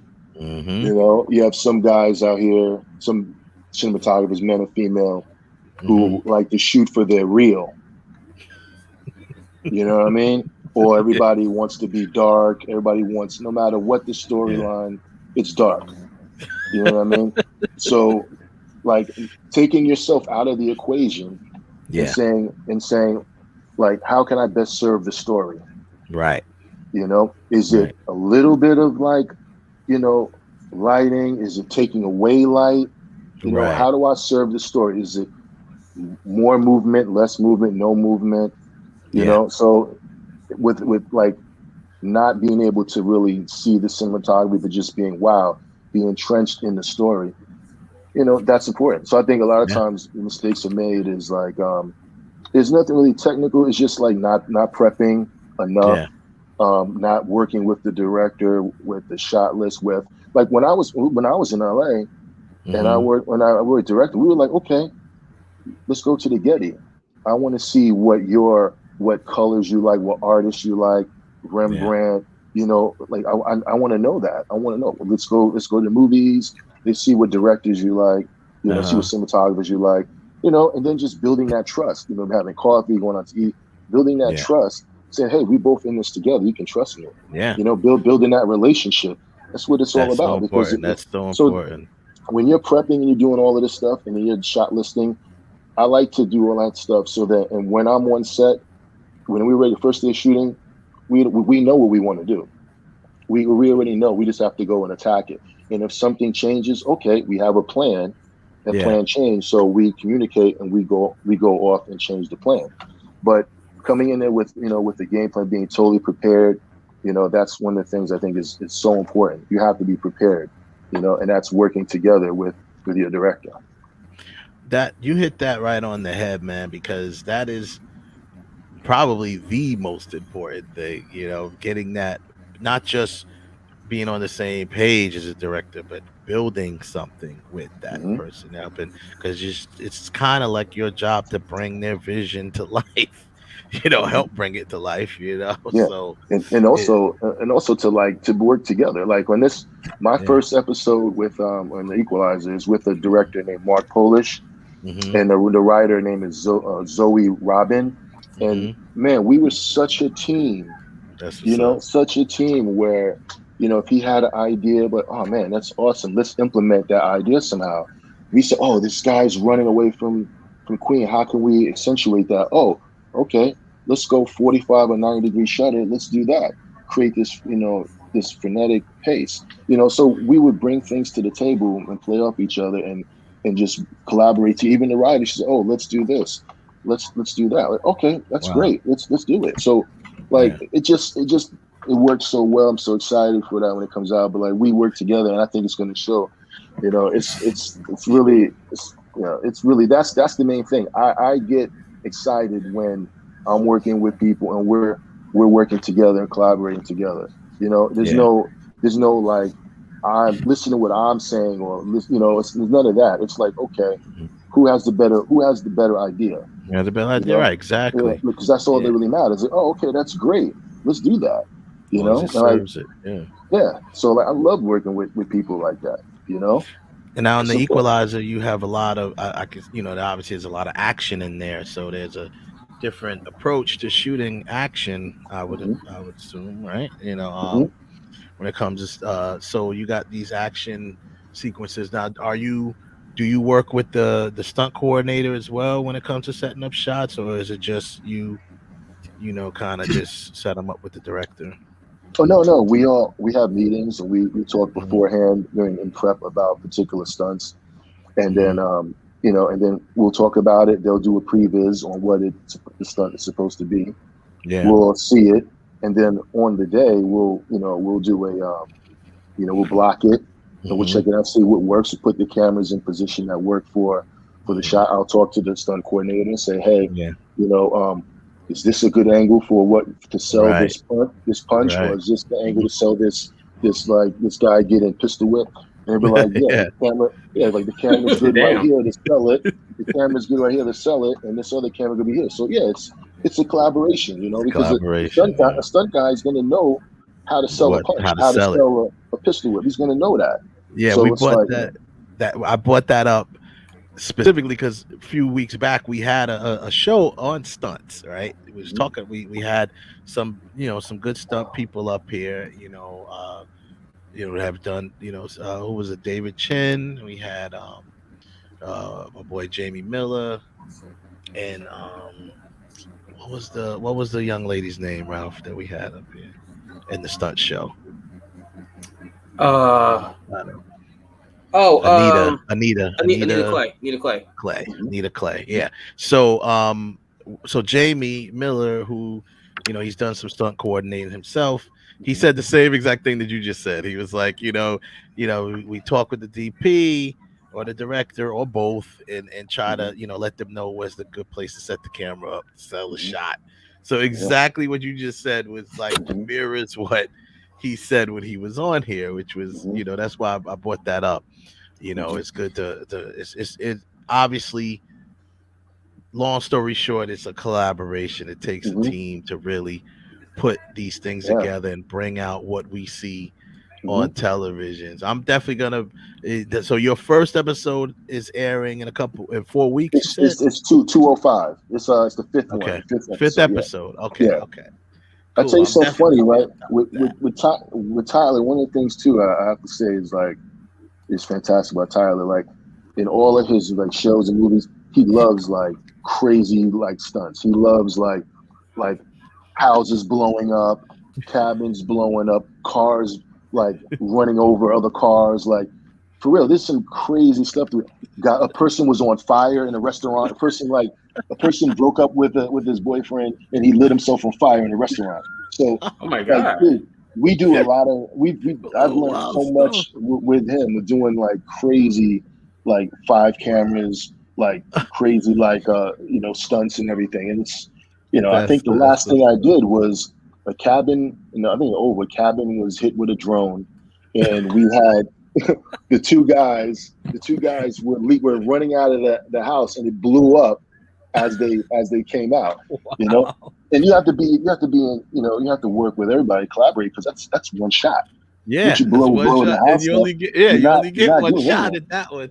You You only get only one get shot. one So shot. the cameras have to be in the right place. The stunt guys have to rehearse pulling these guys on pulleys out of the house. So we all have to work together to make sure nobody gets hurt. And they work every time we did stunts, nobody got hurt. That's what's up. Well, I'm Yeah. glad to hear that. Well, I didn't know I didn't know he got down like that. See, I haven't Oh yeah, really, some of those shows I haven't watched, and this is on like some of the yeah, shows you shot for him, like whatever, like yeah, have nots or yeah. We always, Sisters, the Oval, it always blew up stuff, you know, and whatever. people on fire and crazy stuff. Yeah, but yeah, man, and it works out, man. It works out. We have a great special effects team. You know, we have Wow, a great stunt team, and it just works out good. that's good. Now, are, uh, are you going to, or are you thinking about doing some directing, bruh? Yeah, I would love to. Make that jump. Yeah, yeah, I would love to. I would love to. Yeah, Actually, I talked to my agent the other day. Well, a couple weeks ago. We're gonna put that in my contract, and for the future. Hey, if something yeah, comes up, I like to be a part of that. Yeah, directing is yeah. definitely something that I would like to do in the future. I mean, I would think that it really gives a good. Uh, Someone told me once before that they think that cinematographers would make the best directors. You know what I mean? Because they get a Hmm. chance to experience both, and it's good. I mean, as a director, it's good to know Hmm. what you're doing when it comes to Yeah, lighting and cinematography. It's always good for yeah, that too. So I mean, that should be um that should be a good nice venture for you yeah. going up and But doing that. also, yeah, it would be. I tend to think that actors make really good directors because They do. the directors that I've worked with who are actors, Hmm. they they they know about they're very invested in the story, and it Yeah. has to be real. Yeah. It has to sound real, it has to be real. So like my last director, Mark Polish, he used to be an actor, and it's funny when I met him. I said, "Man, I saw this movie. You were in this foreign film. You were great. I loved it. Like it was fantastic." Like he was an Hmm. actor, so him and Queen got on great. Him and the other actors got on great. It's a whole like I said, it's a whole camaraderie thing of like they're making actors feel safe, Yeah. and an actor is going to make another actor feel safe. Yep. He They know knows what to exactly say, how to know what to go say, talk to know them. what not to say, know how to talk Yep. to them, know when to Yep. give people space, know when to give them what they need. Yeah. So I think they make the best. I think actors make the best directors. Yeah. You know, When I was doing it, I did a small like director course, right? And we actually had to do some acting, which was funny because it was like they wanted us to kind of put ourselves in the actor's shoes to understand hmm the actor better. So it yeah, was like, I'm like, man, I can't act. They're like, no, it's not about how good you can act. It's just about understanding the actor and where they're mm, coming from. So I took the class for that. it's cool. I didn't like it. I'm not a good actor, but I understand. I get it. So Totally. it's Yeah, good, man. But that's perfect, man. I mean, I appreciate you coming on, man. I'm definitely not gonna hold you up, but just going forward, man. You uh, like I said, directing is definitely something that you want to do going forward. That's what's up. Maybe producing, you'll get that yeah, level. yeah. That'd be nice. I mean, you know what? It'd be nice to be able to be responsible for who I can hire. Yeah, You know what that I is mean? awesome. Like Man. to be able to give other opportunities to good people. No matter where. Like my mom says, it doesn't matter if the person, like when she talks about love, like I don't care if the person's green or from Mars. You Yeah, know what I mean? yeah, They deserve love. You know what I mean? yeah, And that's the truth. So I don't care if the person's green from Mars. Like yeah, they do the job. They're personable. They're like-minded individuals who want to do good and want to work with others. Like why not give them a chance? No yeah. matter what they are, who they are. You No, know? that's beautifully said because that's the way it is. But once again, I harp on the fact of you gotta be you gotta be someone that's good to work with. You can't Yeah. be Can't be a jerk. difficult. Yeah, you You can't can't be be a a jerk. jerk. Nobody likes to work with. I mean, I guess some jerks at the highest level, they're jerks, but I guess they can afford to be because they're the Well, ones because probably they were treated they like were that. The probably person treated like before them. A lot of times, yeah, people they emulate what happened to them. yeah, It's almost like a fraternity, I guess. Like this yeah. guy's got beat up getting into the fraternity. So then the So you guy gonna who's start hating, yeah, pledging, he's gonna get it too. because I Yeah, got it. that's Because he got it. There's no true. slacking. Yeah, You're not gonna slack on that. You don't get a yeah, pass. that's what's up, man. What are you feeling right?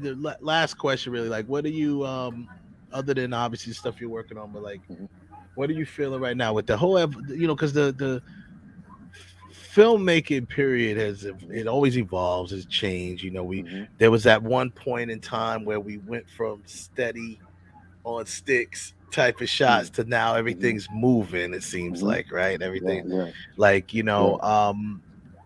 where did you come in when you got into the game? Was it still on that level where it was like more steady type shots when you was learning, and then you had to evolve, or you kind of came in when No, it was when making no the guys who I was working with, those the DPs and stuff, those sense? fantastic DPs, they Mhm. moved the camera. They moved the camera. Okay. Yeah. Okay. And I always, I mean, because at one point I was a dolly grip, so I was moving the camera because I was moving the Okay. Yeah. Yeah. dolly. Yeah. He's moving So down. so yeah, and I get a chance to learn. Like, there's some things that I would like to incorporate more, like zoom, like a zoom move. Like Brian De Palma did a lot of it in his movies, Carlito's Way, Yeah. Untouchables. Yeah. The zoom has a different emotional statement than a dolly. Yeah. Yeah. I feel like the zoom is more internal. You're more in that Yeah. person's head. If it's a nice Yeah. slow zoom, as opposed to a dolly with a camera moving, you can feel the difference. Yeah. You So can. I feel like, I mean, if I was, when I direct in the future, I would like to Right. do some of that stuff. The different levels of movement, telling parts of the story. Yeah. You Movement know, can actually you can actually dictate a feeling by doing that. I mean, yeah, Hitchcock did it. Hitchcock yeah, did it all the time.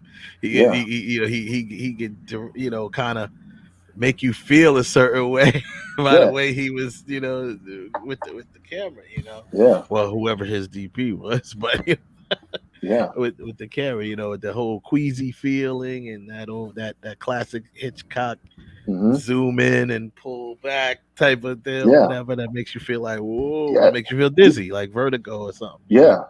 One of the was it a couple months? No, it was a while back, like 6 months ago.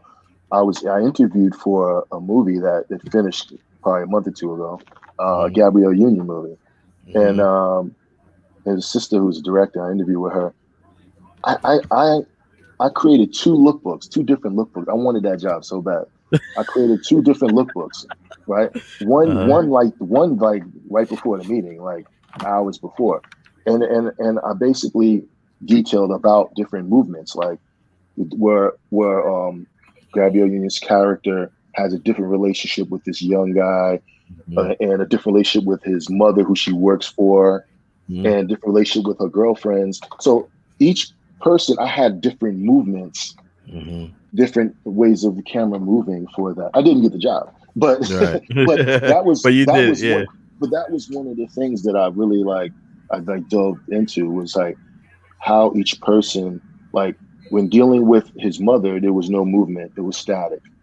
You know what I mean? They were like kind of adversarial because of the relationship with her, with the son. Yeah. And then with her friends, it was very like handheld, kinetic. These girls up and going, they ready to go, they ready to party, whatever. And then when she's with the guy, it's more like airy, like more like steady cam, very like Yeah. floating. They're both like all in love and everything. And then with like family members, who's, I guess, disgruntled, whatever, it was a different kind of movement there too. Oh, nice. With her mother, it was like a zoom lens, like zooming Yeah. in very slow, because Yeah. they had their issues with each other that they were Yeah. dealing with. But yeah, what I'm saying is that, like, it wasn't for them, but I always like to incorporate that type of stuff in what I'm That's doing. dope. We Dope. have there's some tricks I like to use, and Mhm. I like to use them. Dolly, steady, handheld, Yeah. No, zooming. Yeah. I've always been. I remember shooting a long time ago. I shot this independent film. I was directing it actually, and I grabbed a camera and I started shooting. It was like this B cam, but I was Mhm. just shooting with it. And the director of photography that I had at the time, he was just so traditional, and he like looked at me like he was appalled that I was moving the camera around while I was shooting, because he's like, it's supposed to be on sticks, and I'm just like, relax. I'm I'm just shooting. But that's one thing. Like I said, The Godfather I mentioned kind of drew me into directing, but the scene that really drew me in was when Michael Corleone first, when you first you when he first kind of becomes part of the family, when he says he's going to shoot the police captain or whatever. Yeah, the guy in the restaurant. You can you can have that scene on with the volume down, and you know what's going on in that scene. You know that, oh, wait a minute, something very important is happening with this dude, because it was slowly going in as he's talking. And when it lands, he lands on his line where he says, then I'll kill them both. That's where it lands. So it's like you start from this dude who's not part of the family. Now they start zooming in. Everybody's serious and focusing in on him, and he's talking, and he's saying all this stuff, and then he ends with, and I'll kill them both. And you're just like, yo, that was the scene that got me. You know, I was like, yo, this is crazy.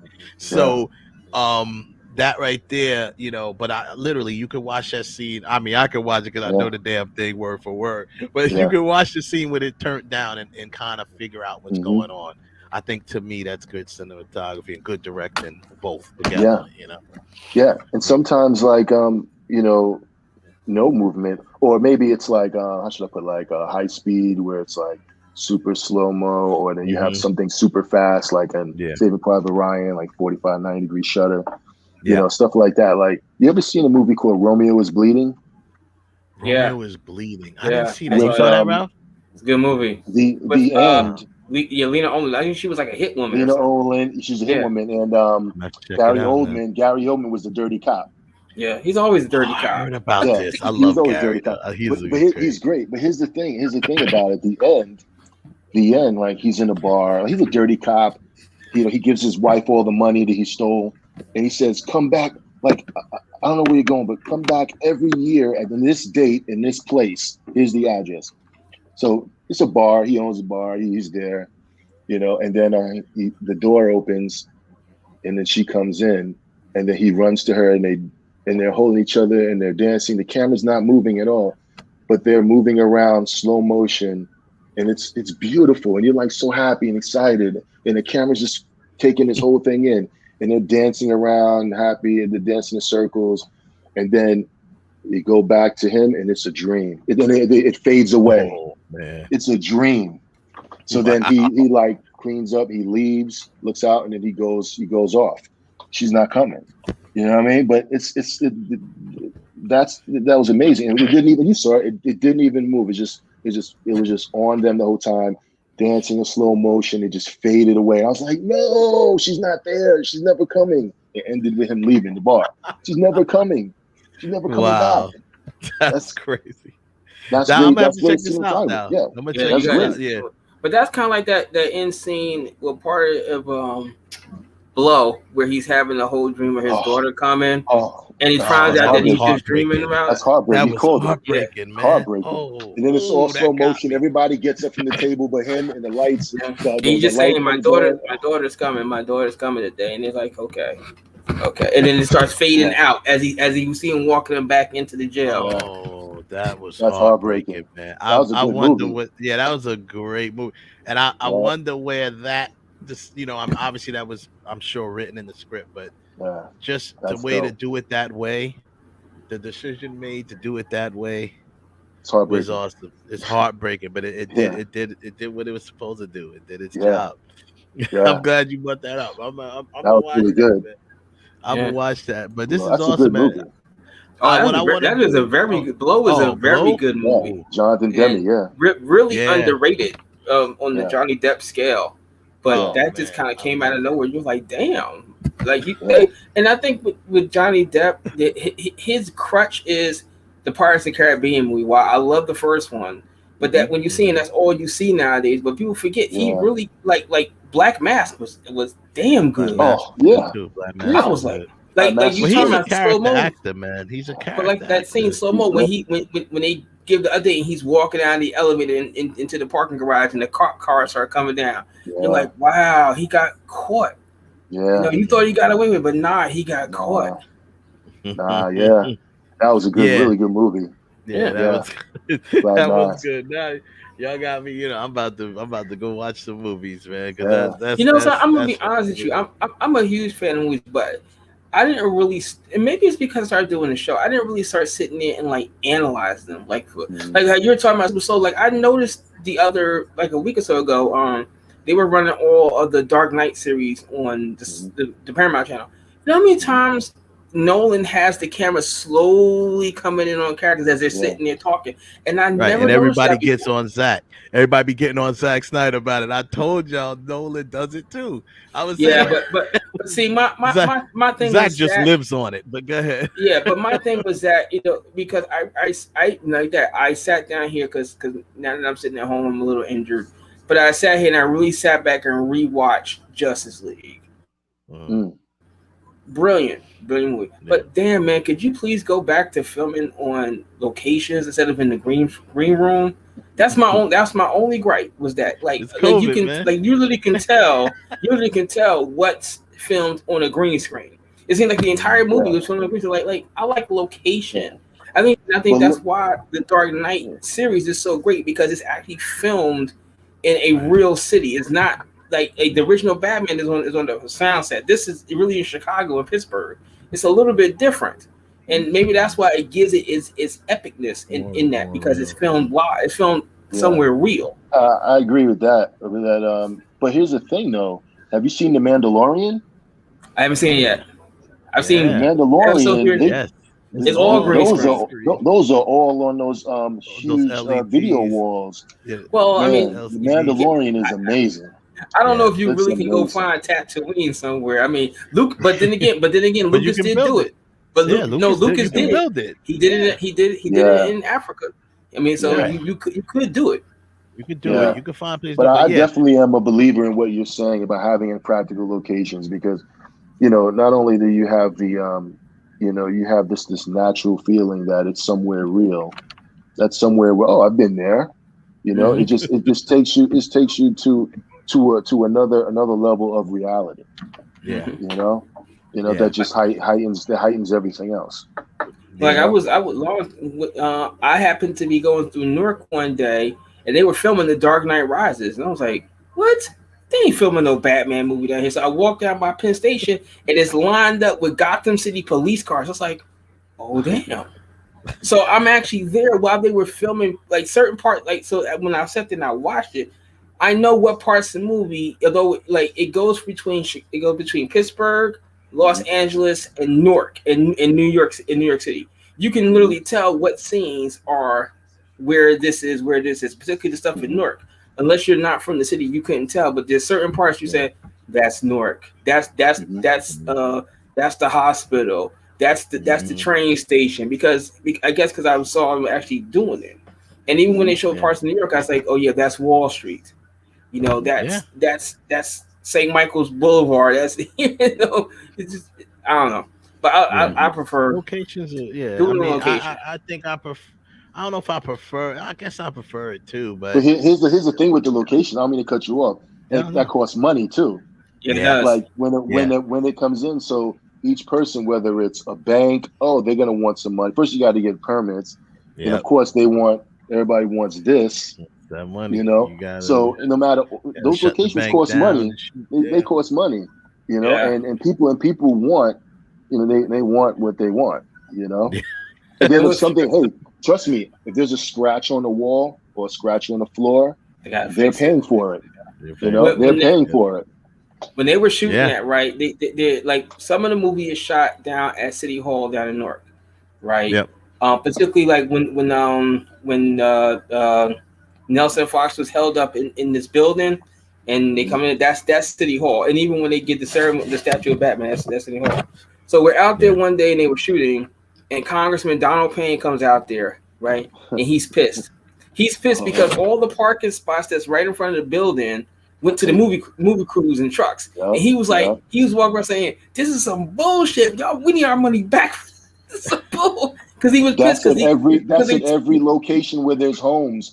Like yeah, Yeah. a big movie like that, you're taking Yeah. up blocks. yeah. Yeah. People, you're taking up a bunch of blocks. Let me see. You could probably be taking up at least 5 blocks at least. Yeah. Yeah. You know, and those are people parking that they usually park there, so they're very mad. And then you're shooting at night, and sometimes there's a light in I'm trying to somebody's get some window. sleep. Like, You know, I'm telling you, they're not. They love movies, but they don't like the cruise. they don't. You Yeah. know, And So then one guy was telling me that's he was where saying it that comes when in. they're shooting, I can't even go down the street to get out of my house. I'm oh stuck. I'm yeah, trapped in the because house they lock it until they down. They finish lock it doing. down. Like I They gotta lock it go down. walk my dog. So what? Stay in the house. Like no. All that stuff, and like he just said, all that stuff costs money because now you got to pay police to be on site, off Yeah, duty. Got to Yeah. pay them Overtime. to do their Overtime. overtime, to do what permits, they got to permits, do. Got everything. to do Yeah, permits, all that stuff. So the Mandalorian found a way to really eliminate a lot of stuff. Now, of course, like you to said, they cost have money. Yeah, different, they got different, but that I'm glad you mentioned that because Ralph, you got to get up on that, man. The it's Mandalorian dope. is It's dope. crazy. I'm playing catch up to TV Yeah. shows. I just Yeah. started watching. Like I said, I just started looking at the Oval, but then I got hooked on this year's episodes of American Crime Story. I was Oh, like, I want to see Yeah. this. I want to see that. Now, Yeah. now I'm sucked into it. Like, oh, it's just starting to get good. You know, Yeah. it's in Yeah. episode Yeah. 5, but it's just They- starting to really get good now. I'm like, oh wow, yeah. I mean, you yeah, the guys got to Mandalorian. see. Yeah, Mandalorian's is joint. yeah, Which one? that is. The Mandalorian is dope. Oh Yeah. yeah, I'm gonna see it. I Mandalorian, got to man. see it before You Boba know, Fett come out in December. I got another quick question for you. Do you are you familiar with Ozark? Oh, of course. I've seen it. Okay. That's my favorite. One of my favorite shows. Okay, that's what I'm about to Yeah, say. I love that show. What do you? That's a Yeah, good show. okay. So already tell you love the show. I was gonna ask you about the actual how it's shot, the cinematography of it Well, they all, like man. they have like a blue cool That blue cast. tint, yeah, Yeah, I love to it, that. yeah. I love that. That's It's kind of awesome, right? like bluish, Yeah, almost a little bit of hint of cyan. Yeah, yeah. it's dope. I love that. I mean, it's I love because that. I really love dealing with colors, as far as Hmm. telling stories and, Hmm. and even evoking emotion, you Hmm. know. But there's like a couple times during Ozark where they got rid of the blue tint, where it Oh, was like, when he was in the prison, right? When they yeah, gave him just the yeah, sunlight. yeah. It's like Yeah, so they got yeah, rid of it. It wasn't you didn't really see it that there. was interesting. Yeah, you're right. And I was just Yeah. like, oh, I wonder why they did But that. it's But pretty bleak. If you think about it, it's pretty bleak from the opening scene where he's talking to the men and women about stocks, and mhm. he's looking on his laptop at his wife having sex with some guy. So from the very first scene, it's bleak, and he's watching his wife Yeah, having sex with this guy in his house yeah, while yeah, he's dealing with people who are talking about stocks. And yeah. then his partner comes in and basically like steals from them, you know. So it's Yeah, he bleak. finds out all this Yeah, stuff at one time.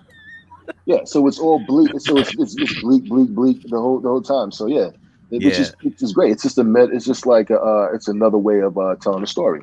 telling a You know. story. Yeah, because you Yeah. want that you need that. That whole series is cold. So The why first not have episode is it? cold. You The first episode is cold. so it's cold, man. Yeah. And when it just going forward. So I mean, it's the perfect tone for it. But I just Yeah. thought from watching it, I was like, wow. At first, when I first very watched it, I was just like, why is it like that?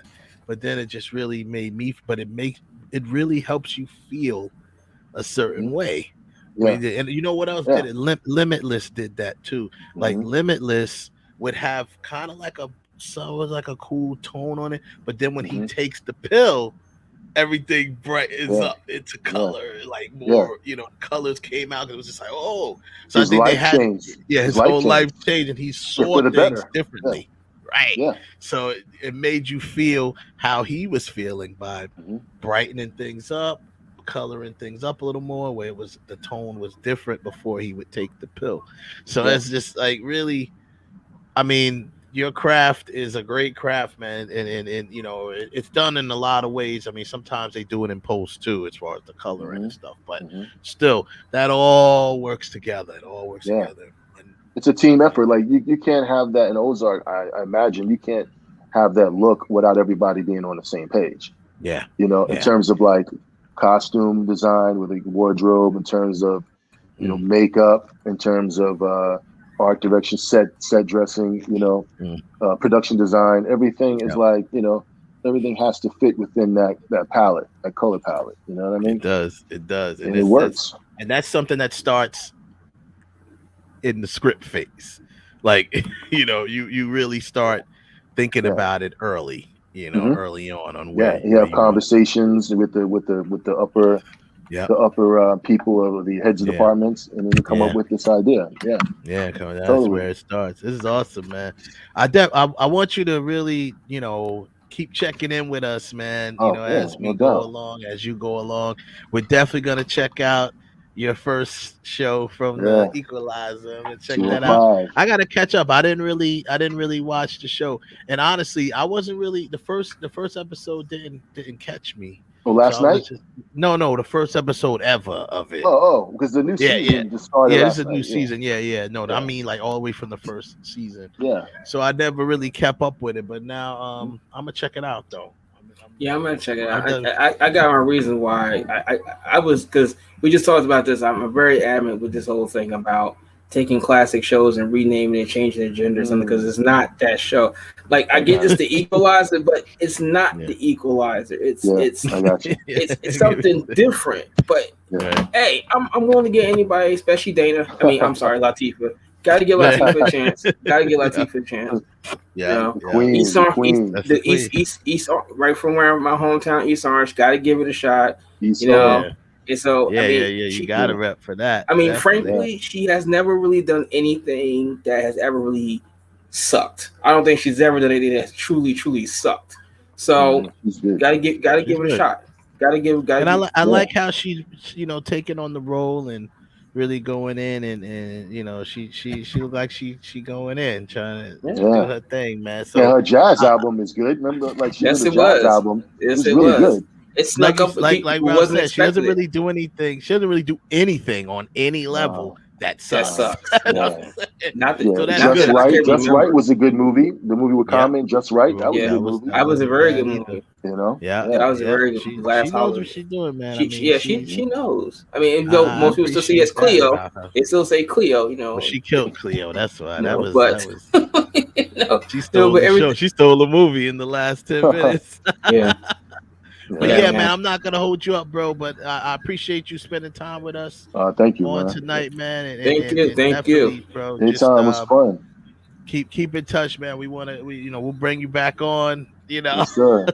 whenever, Yeah. man. But Thanks what, again, I just want brother. to say, one like I Uh-huh. say something, one last thing. Of Like course. Sure. one of the things that like I think I want people to know is that like I never looked at anything as I never looked at a ceiling, and so many times when I see people, even some like our own, where we have a ceiling, we're like, we don't necessarily want to fight for this.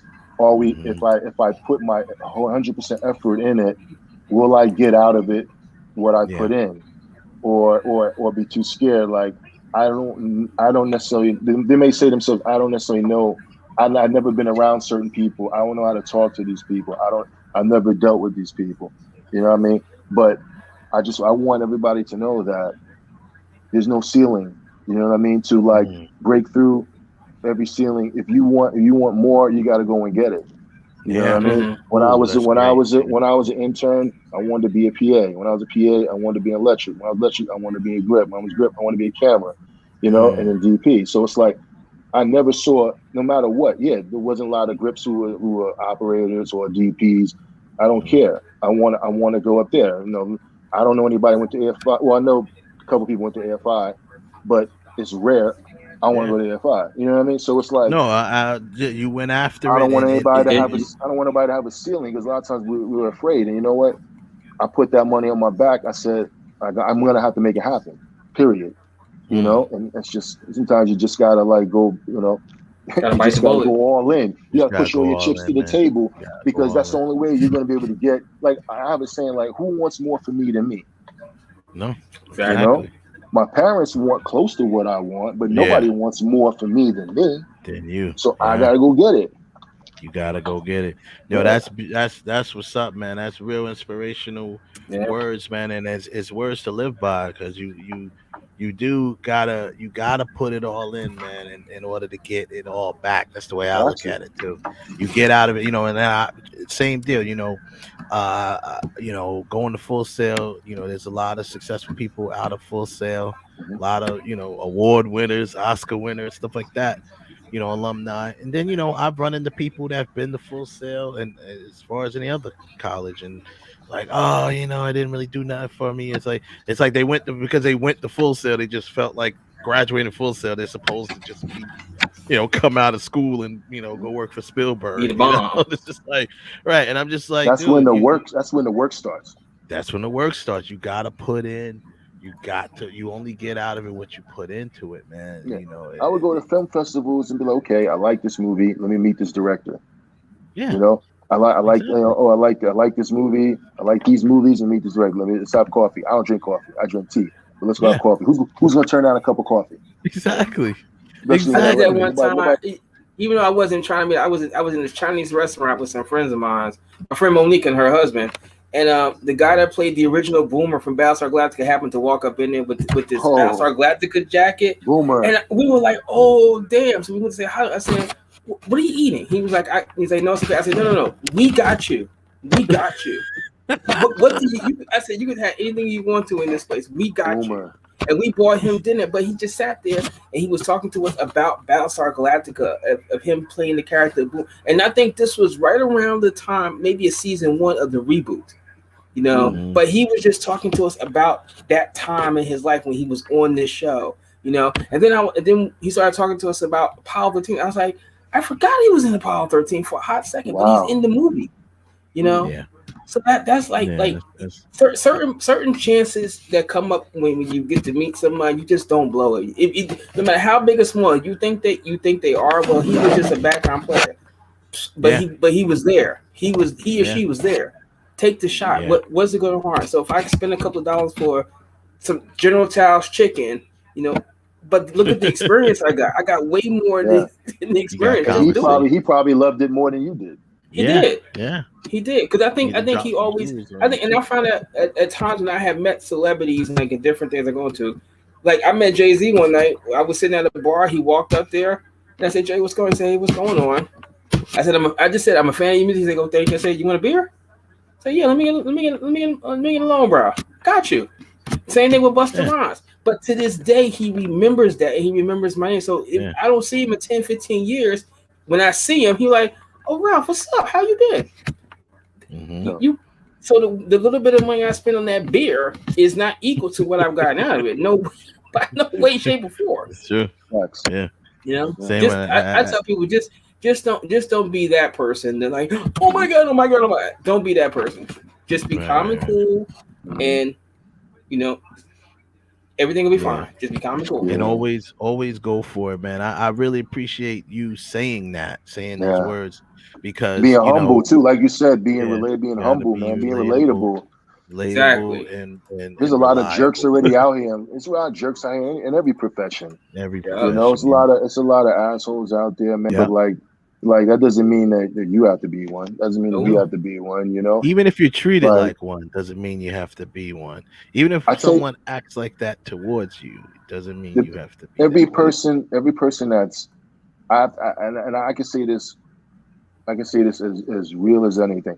Any person that's elevated me, I've at some point talked to them personally in person and basically had tears in my eyes, like, Hmm. thank you. Yeah. Thank you for believing in me. Thank you for Hmm. giving me the opportunity that other people didn't. Thank you. And I've said that to each and every person that took me to another level, to their face. Where Yeah. as a Yeah. man, thank you. I appreciate it. Tears rolling down my That's face because you that's a know good what? That thing. meant a lot for me. You Yeah, know, Mm-hmm. and I that bet you means a that meant a lot. lot to them for you to say that because you know what? Opportunity is something that doesn't go around a lot. It Nope. doesn't. It does not with not given. It's something that's not given, I should say, a lot. And coming from a independent filmmaker myself, trust me, I know the ups and downs of opportunity. You know what I mean? Yeah. And it's not often given. So I'm glad that you did that because, to be able to, And it's real. it's real. It's Yeah. real. And they Yeah. know it. They feel. They can feel it because, Yeah. like you said, the opportunity doesn't come around a lot, and especially for us Yeah. as people, as Exactly. men, as black men. Yep. To be honest, it doesn't always come our way. For like me, I'm 6'1", 2+. I can be intimidating to Right. a lot, but Yeah. my the humbleness in my heart, the real person that I am. Yeah. You can't think. You may when you talk to me, that's not. I'm not about that. I'm about doing some good stuff. Yeah. And so Yeah. that's the thing, man. You know what I mean? It's just like meeting great people and being humble and making sure that they see the real me and not what I may look like. Bald head, Yeah. 6'1", 240, Intimidating black man. intimidating black dude. But people who know me, man, they want to push me forward, man, and that can only like bring tears in my eyes, and they look Yeah. past everything and see that I'm trying to do something. Yeah, Well, that you about your they see business. you working That you hard. about Yeah. your business, Yeah. and You that's about all your it is business. about my You business. working hard, and that's one thing that's gonna, I believe, that is gonna continue to work in your favor, and people are gonna continue. You're gonna even get bigger opportunities from people just seeing how you moving. You know what I Yeah, mean? And that's, I truly believe that's how everyone, if you move like that, eventually your time will come where that person will, that one person may give you that opportunity, or just give you that believe in you, give you that shot, whatever it is. yeah. And that's good, man. You keep that attitude, brother, and keep doing what you're doing. We applaud you over here. Thank you, We're Yes, we do. 100% behind you. thank you, With thank you, man. I appreciate it. everything you're doing, man. So I appreciate what you definitely, guys are doing, man. Anytime you want me to come up, man, we can talk about anything you want, man. yo, I We can talk appreciate that, about man, because we Chappelle. We can talk yeah. about Chappelle's show. We can talk Yeah, about whatever. yeah, we thought, yeah, yeah. I might as well before I let you Wait, go. wait, I wait. mean, Since you said that, I got a yeah, question for you. Not about Mhm. Chappelle, but you said that yeah. you were a fan of the '82 version of Blade Runner. What did you think of the sequel? I loved it. I You felt that it did. was like, I loved it. I felt like Roger Deakins, he kind of brought the same kind of flavor out in the new one. And plus, here's the thing, Denis, the director, that's probably one of my top favorite directors right now. I mean, Really? Yeah, he's Arrival, killing. He's killing it. I'm not Dune. I gonna can't kid. wait. I can't wait to see Dune.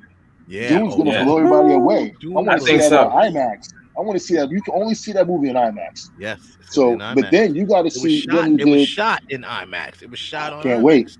Can't Yeah. wait. But you got to see one of his. And then Prisoners was great. You see Yeah, Prisoners? yeah, It was also really good. Prisoners. man. That But that ending got to me ending was sick. where he's so close to being free, but Yeah, you don't even know it. yeah. Like, Yeah. man, You got to I see did his not see earlier work. His earlier work. Incendies. You got to see that. That's a Okay. mind. That's a mind bender. I'm gonna have I to didn't check see that that one one. out. I'm gonna check that Incendies. one. It's crazy. But yeah, Yeah, I didn't see that one. But mark that down. Yeah, I might have to. I'm looking it up right now. I'm Yeah, like, oh, it's okay. sick. Yeah, Yeah, yeah, yeah. this I'm gonna this check this that uh this Middle Eastern woman who's and send dying this these. Yeah, sends 2010. her. Yeah, sends her. She has two kids, a son and a daughter. Sends them each letters and say, look for your this one. You look for your brother. This one you look for your father. And then she's like, passes away or whatever. So they both go, Mm. out of the country to So go and really, look for their brother and their father. yeah, And Wow. it's pretty crazy. I liked a lot of what he's done. I even like, I liked Sicario. I liked how it was Sicario's done. great. Yeah, I love Sicario, man. I really like the Yeah, that rival. thing was, I really like the rival. Arrival was yeah, I great think because Arrival was kind of slept on, but I kind it of liked was. it. It was. And you know what was great is that he worked with Bradford. And yeah, Bradford, his style, like neither one of them ever did any sci-fi special effects stuff before. So having them both come in, and then Denny with the way that he does his movies and the stories, and then Brad with his the way his natural the way that he lights and the way that the Yeah. darkness that he brings out of the story.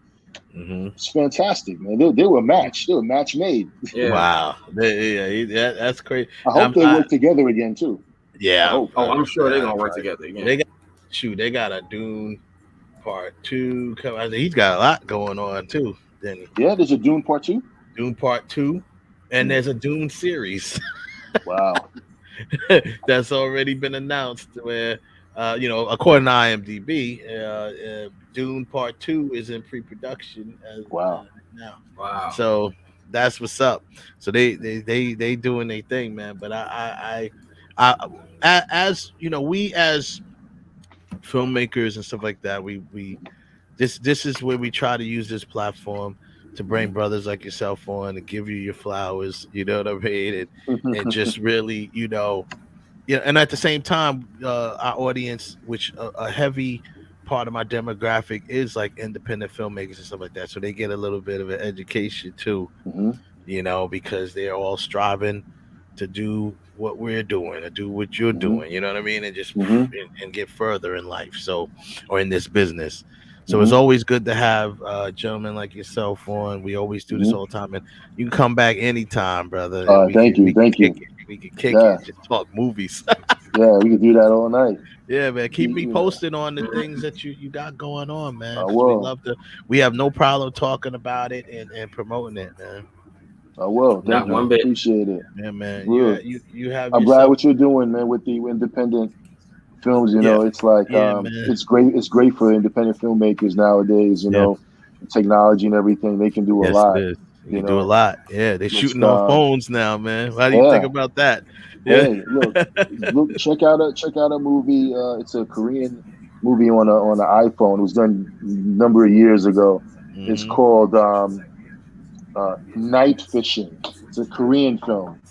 Yeah. Night Fishing. Check it out. It's dope. I'm gonna check that out because there's a few of them that I want to check out. I want to check that one out. I want to check out Soderbergh did Unsane. Yeah, I seen that. That was dope. Yeah, he did that on the iPhone too. That I was think, dope. Yeah, like that an was really iPhone dope. 7 or something like that. Yeah, I haven't Fishing. seen You it gotta yet. check that out. You gotta check it out. Night. Let me. It's called Night what? Fishing. Night Fishing. It's a Korean short. Okay, I'm gonna check. But it'll blow your mind. It'll blow your mind. I'm gonna check that out. Yeah, see, that's what I'm saying. So that's what's beautiful. Like I'm looking at that stuff. I'm not thinking about shooting one on a, but I actually thought about the new iPhone. I'm not even an iPhone person, honestly. I'm an Android guy, but the new iPhone looks pretty cool, man. The new 13. I like that commercial they've been showing. Huh? That iPhone commercial they've been showing where they're showing the movies and you see it's really just an iPhone. I'm like, wow. Yeah. It's looking good. Yeah. It's all about the story, though. It's it's about like the story, man. Yeah, So. whether and that's the thing about Night Fishing that it's funny. We were in school. They would this was on an iPhone. We're laughing, we're giggling, right? It's not even on yet. We're laughing. We're like, whatever. We just shot. I'm shooting 35 millimeter. I'm shooting 16 millimeter here. Come on, man. Yo, let me tell you something. It wasn't a dry eye in the house, man. Wow. Yeah, I would feel like we were like, damn. yo.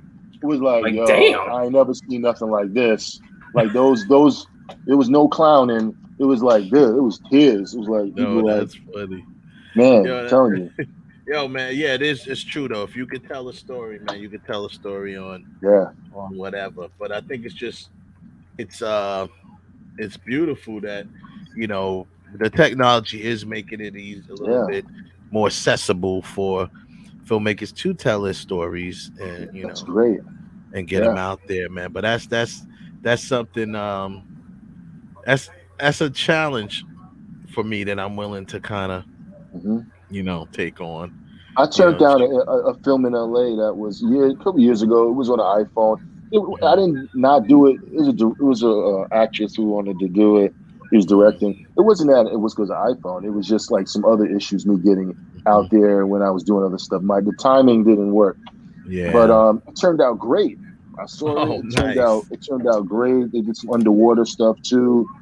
Like it was great. And I was like, wow. Stuff you said? They did some underwater stuff as well. Nice. And I was like, wow, man, this looks really good. Like you guys did a great job. I felt bad. Like, man, I wish I did it. I wish I did. And then Yeah, this some movie that my buddy Richard Violette did a movie with Matthew Cherry. It's called Five Stars. It was on an iPhone. It was I mean Matt, yeah, I think he went to he went to Sunday. I think he went somewhere, but Matthew Cherry won an Oscar for animated film last year. But yeah, Mm. it's called Five Stars. I think it's called Five Stars. It was a good film. It was on No, that's iPhone. that's that's Yeah, that's that's cool. The about an evolution of Uber driver. about Uber drive. Yeah. There's the evolution of filmmaking. Period. It's beautiful to see, and as long as like I have no problem with those things. Like I said, I was thinking about trying one, just like something like a shortest. Like I like to, Yeah. I love to do the festival circuit. So I every year or so I like to work. Every other year or so I like to at least work on like a short Hmm. that I could take to a a festival Yeah. and it's like that's like working out, right? It's like Mhm. seeing if people is feeling what you're doing. Yeah. When I have a doubt about something, like if I'm on set and I say, man, should I do this? Should I like this? Should I do this certain way? Hmm. And then I had this saying that a friend of mine said, and I heard it in a movie. I heard it in like HBO, like Rome or Spartacus. I think I saw it in Yeah. Spartacus, Uh-huh. and he was like, "Fortune favors the bold." I say that, and then Mhm. I do something crazy. Yeah. Yeah. Fortune Fortune favors favors the the bold. bold. So That's what's when I up. say that, I say, all right, let's do this crazy thing that I think is nuts, but let's do it, and then it Yeah. works out because hey, you gotta go ham. You never know what can Yeah. happen, and You never know what you could may get happen, something man. magical, and usually You're right. something magical does come out of it.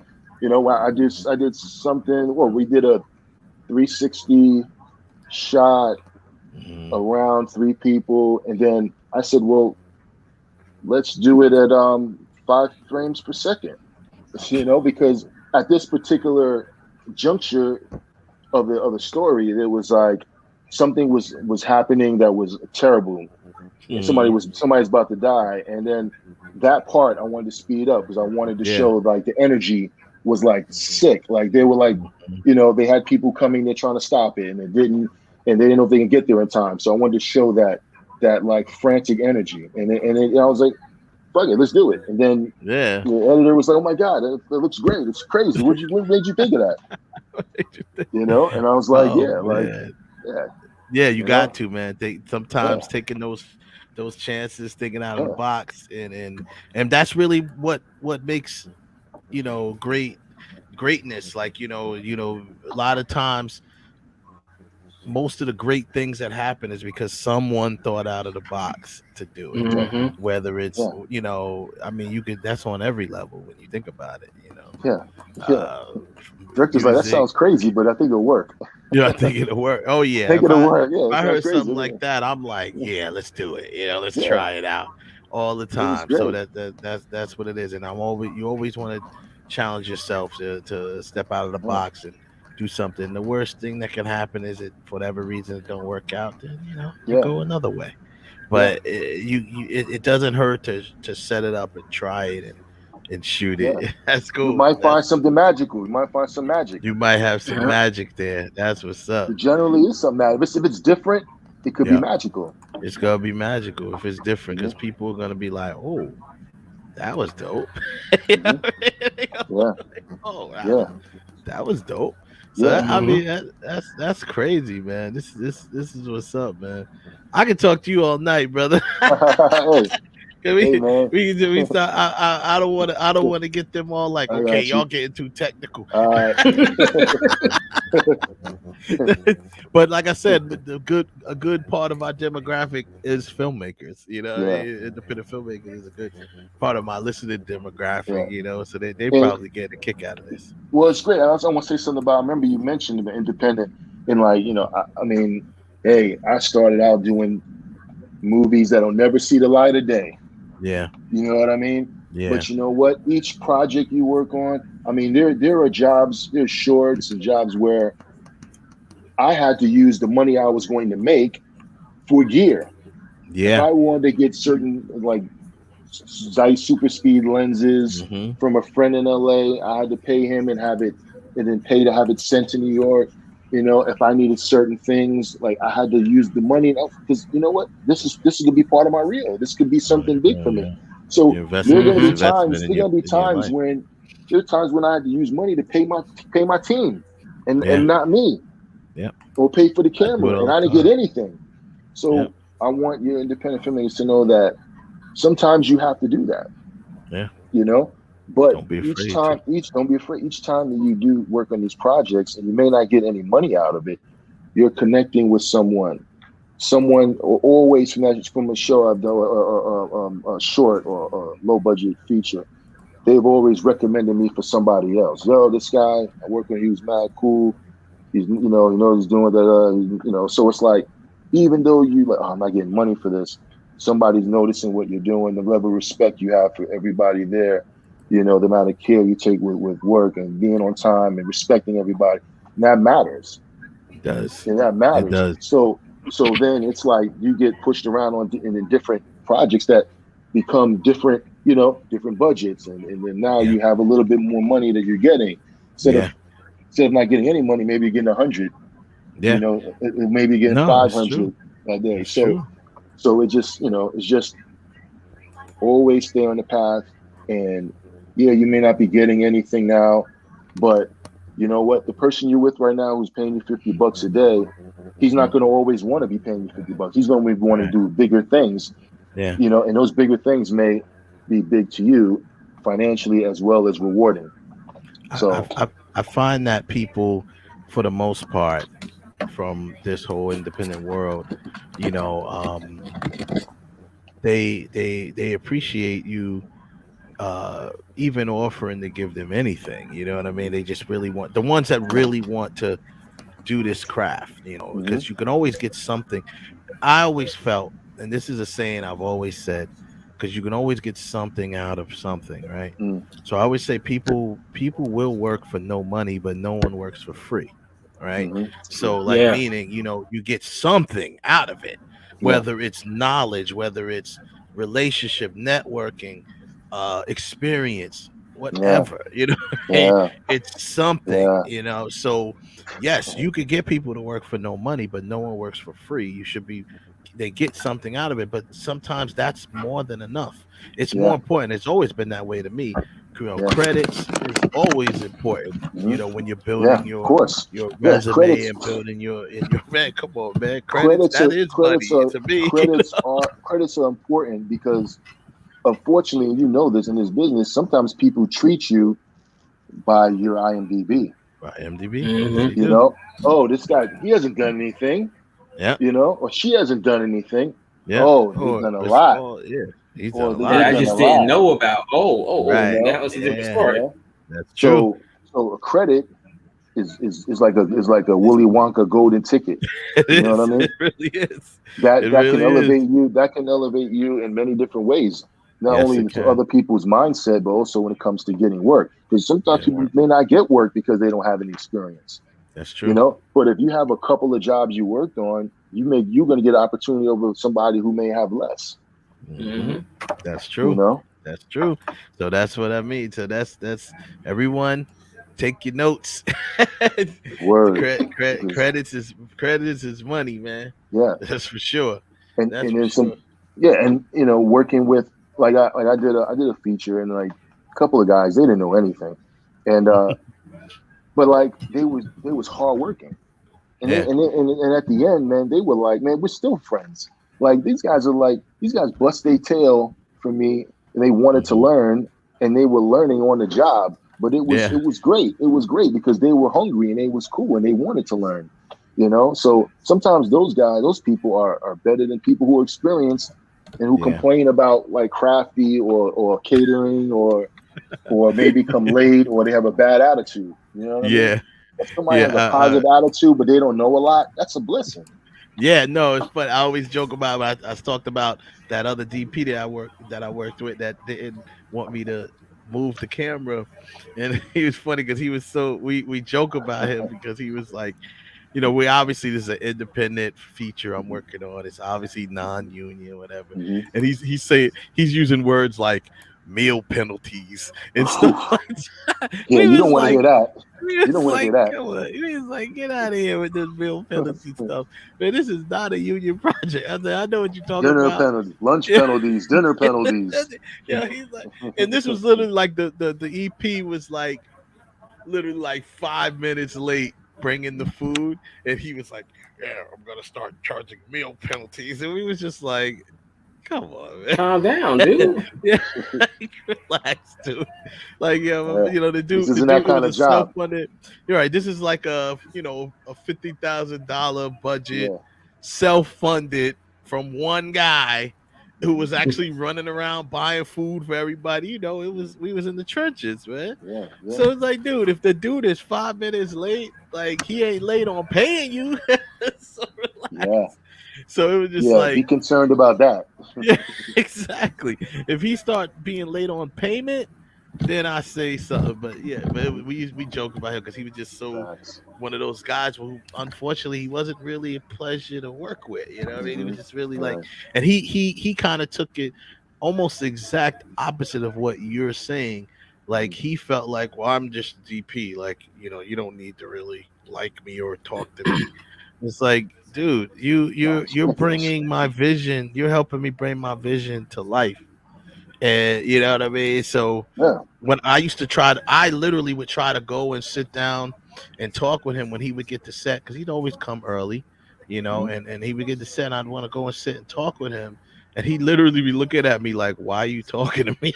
Like he had that type of look on his face, and I'm just like, "Okay, good talk," and I walk away. Yeah. And it's just Yeah. like, yeah, it's just Bradford. I saw in some interviews, he talks about how he wants to break bread with his director. He wants to, he wants it to kind of be part of his family in a way. You know what I yeah, mean? Like that's what's up. you want to know that after this movie that you guys will still be, you guys are still cool. You know what I Cool. mean? You Yeah, guys are still like friends. yeah, man, Like because you want to, you're sharing each other's DNA. yeah. And it's important to be able to establish that relationship in order to do good work. Mm-hmm. If you don't establish a positive working relationship that's based on respect and trust, Mm-hmm. how can the It's work gonna be show good? in the work. Yeah, it's gonna show Yeah, in the work. If Exactly. you're not doing it right, it's gonna show in the work. But that's funny you mentioned that because I'm big on that, man. Like I literally I've been told by plenty of different people in the past, like, yo, man, whereas you get too attached to these actors and these crew. I'm like, no, yo, like it is a family thing. It feels yeah, like family because it is family because like when you are like-minded individuals yeah, and you love the same thing, yeah, you know what I mean? It's just yeah, what makes that any different from like putting a dude. film together is creating something. It's almost like a virtual child, right? So it's like, what makes that any different from if you two family members and you both love the same person? You know what I mean? Exactly. You Dude, love the dude, same child, right? me and the director and writer of my first episode, we basically text each other like every day almost. Yeah. And if Yeah. we finished like a couple weeks ago. You know what I mean? But like we had this, we actually when we were like leaving, when we were going back to LA, it was like, yo, we're sad for both of us, for all three of us, because it was like we really had enjoyed, our Yeah. experience together. You know what I mean? That's Yeah. how it should be. You know what I mean? It That's should be. how it should I'm be. like, dude, we got to get you back. You got to come back here, Yeah. man. We got to figure this out. You know what I mean? So it's like, it's one of those Is things where that's that's what that's it that's is, man. great. That's great. So then when the work is gonna be good if you guys are good. Yeah. Hmm. It Yeah. should be. If you guys are on the same, you're enjoying it. You're enjoying spending time with that person. You're cracking jokes, you're having a good time, and you're getting it done. You're making Yeah. you're connecting with each other on every level. All three people, you know. And it's gonna be hard days, and so there's gonna be disagreements, but you guys are all on the same page, and you're all working toward. Like one time, he was like, "Oh, we gotta move. Like we can't do this." I said, let me get another take. We got to get another take because this kid, he didn't look in the camera. He looked off. And he's Hmm. like, no, we got to go. I'm like, look, I want to get this take for you. I want you to have it in the Want to have edit, it? Yeah. Yeah. And the AD was like, no, we can't do it. Drake's like, I know you want to get it from me. We got to go. Don't worry about it. But you see what I'm saying? Like, I want to get it for you. I Yeah. want you to have it so you Yeah. have it in the edit. Have it in He's edit. like, I Yeah. understand it, and he ain't taking it any away. And I said to him, I said, hey man, I hope you ain't take it. Like the next day, I said, hope you ain't take it. He's like, nah, man. Well, I ain't taking it away. I know you wanted it for me. I know you were looking out for me. You For wanted to me. make sure that Yeah. I had that take of that kid looking right in the camera, not off to the side. You know. So that's all it was. I'm Yeah. making sure that he gets what he needs to get. Because I don't want to be in the edit like, oh man, we didn't get That's it. the worst. That's the worst feeling in the world. So, but I wanted him to know. I came down as a man and said, hey, I'm sorry if it seemed like I was upset Yeah. about it, but I wanted you to I really get it. wanted you to And have it. he Yeah. understood. He said, man, I ain't even think about it. Like, I know what you're Yeah. trying to do for me. Thank you. We had to No, go. that's that's You that's, know, the that's kid, you what's know how up. it is. When you have kids, you have like 6 hours for the kid. Time is Yeah, that's it. crazy. The Yeah, time is kids bugging very out. limited with kids, man. Kids bugging out. Kids like moving around. He's not staying still. So yeah, And that's what I'm saying. and We also with kids, I know you have a certain amount of time, but then it's only a certain amount of time, like in at a time that you could shoot them, right? Like you have to, you what is it like? What's the length? Is that true or is it? I know you get no, like 6 hours total for yeah, the day, yeah, right? and they brought the kid in a little bit later, just Okay. because we had other things to do, and we wanted to make sure that that block we got his stuff done. Hmm. Time was going because kid was fooling around, whatever. I mean, he's a kid. He's rambunctious. He's getting late, so I was like, let's get this kid. Call his mom. Where's his mom at? Let's get his mom here to control this kid, man. Yeah. Yeah, you know. No, that's crazy, man. But But it's yeah, it's it's it's a family thing, man. And yeah, I like I said, man, this is what's up, man. This is the type of yeah, conversation I love to have every yeah. week, man. But we'll definitely look out for your stuff, bro. And I'm All gonna right, keep brother. in Thank touch you, with man. you. Keep Let's in do it, touch with man. us. Let me know Let's what's do it. up, bro. Sure. Oh, Thank you, you bro. know what it Appreciate is, it. man. We in the same tribe, man. We from the Yeah, same tribe. love it, love it. I That's love it. what's up, bro. Shout out. Anybody you want to shout out? Anybody, you know what I'm saying? Man, I want to shout out everybody from the Equalizer, all the team there. Yep, yep. Queen, Mark, Terry, Andrew, everybody, Meredith, Ron, Nice, everybody, and then nice. all my friends, Mayor Fi, all my family members, so forth. And you guys, man, thank you for having this session Thank you with for me. coming Thank you on. for this platform for other We other appreciate you coming. This is a filmmakers, great man. show, man. We appreciate you And coming on. I'm here, man. Anytime you want to talk about anything, man, films, Sure. whatever, man. Talk about Yes. Dune when it comes out. Oh, dude comes out, man. Yeah, I'm gonna be hitting you up, man. I got you Yeah, on the Facebook and all that. yeah, I'll be hitting you up, man. yeah. Let me know what you think Definitely. about night fishing. I will. I'm gonna check it Yeah. out and I'm gonna All right. let you know. All right, Thanks a brother. lot Yeah. for coming on, brother. Thank you, Have Rob. a good Thank you, night, Wes. man. Thank All Appreciate you. it. right. Thank you, Have a good brothers. night. Yeah, buddy. There you Good, go. That was good, man. good Good. That's a show. good Good brother show. right there. You can tell he's a good brother, man. And Yep. it makes me proud to see this man doing what he's doing, man. And I'm glad he said that. There's a lot of people of color, male and female, black, white, black, I should say, or people of color that are in that position as far as DPs and stuff like that. It's good because, like I said, it's not seen enough. Right. People of color in the cinematographer um, position. Like I said, there's a couple of big ones that like Ernest Dickerson. He did most of like the Spike Lee stuff, School Days. Hmm. She's got to have it. Do the Right Thing. Mo Better Blues, Jungle Fever, Malcolm X. That's Ernest Dickerson. And then he spoke about Bradford Young a couple of times, who he said he worked with him too on When They See Us. And Bradford also did Selma. He also did um Pariah. Like he did a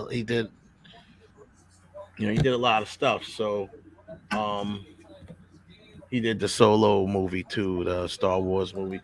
I mean, just for a Hmm. black man being the cinematographer for a Star Wars film, that's awesome. You know what I'm saying? Yeah. So, I mean, these people. So this gentleman here being on doing what he's doing, man, he's really doing his thing right now. And like I said, I'm gonna check out the Equalizer. Check out his episode, and I'll probably go and watch the rest of it. I wasn't interested at first, but I'm always I want to support the brother now. I'm Check saying I him want out. to give it a shot. Yeah, check him out. And I was willing to you give it a said you shot. did watch the Oval, I have seen the Oval. I was at a friend of mine's house when I was in LA, and she had the Oval on. and I saw you an kind of episode and a half. liked it. It was pretty good. What Okay. I saw, I was like, oh damn. It was like a dynasty or something from back in the '80s. Now it's just at no Yeah, I was like, yeah. oh shit. Yeah, Okay, that's but what's up. like Yeah, I might check that out I too. said, but I've been trying to play catch up. I have been. I wanted to catch up to American Crime Story. I needed to see that one. Yeah, That's about the impeachment of Bill Clinton. I was like, yeah, oh, yeah, okay. Yeah, yeah. They got that one going. Yeah, exactly.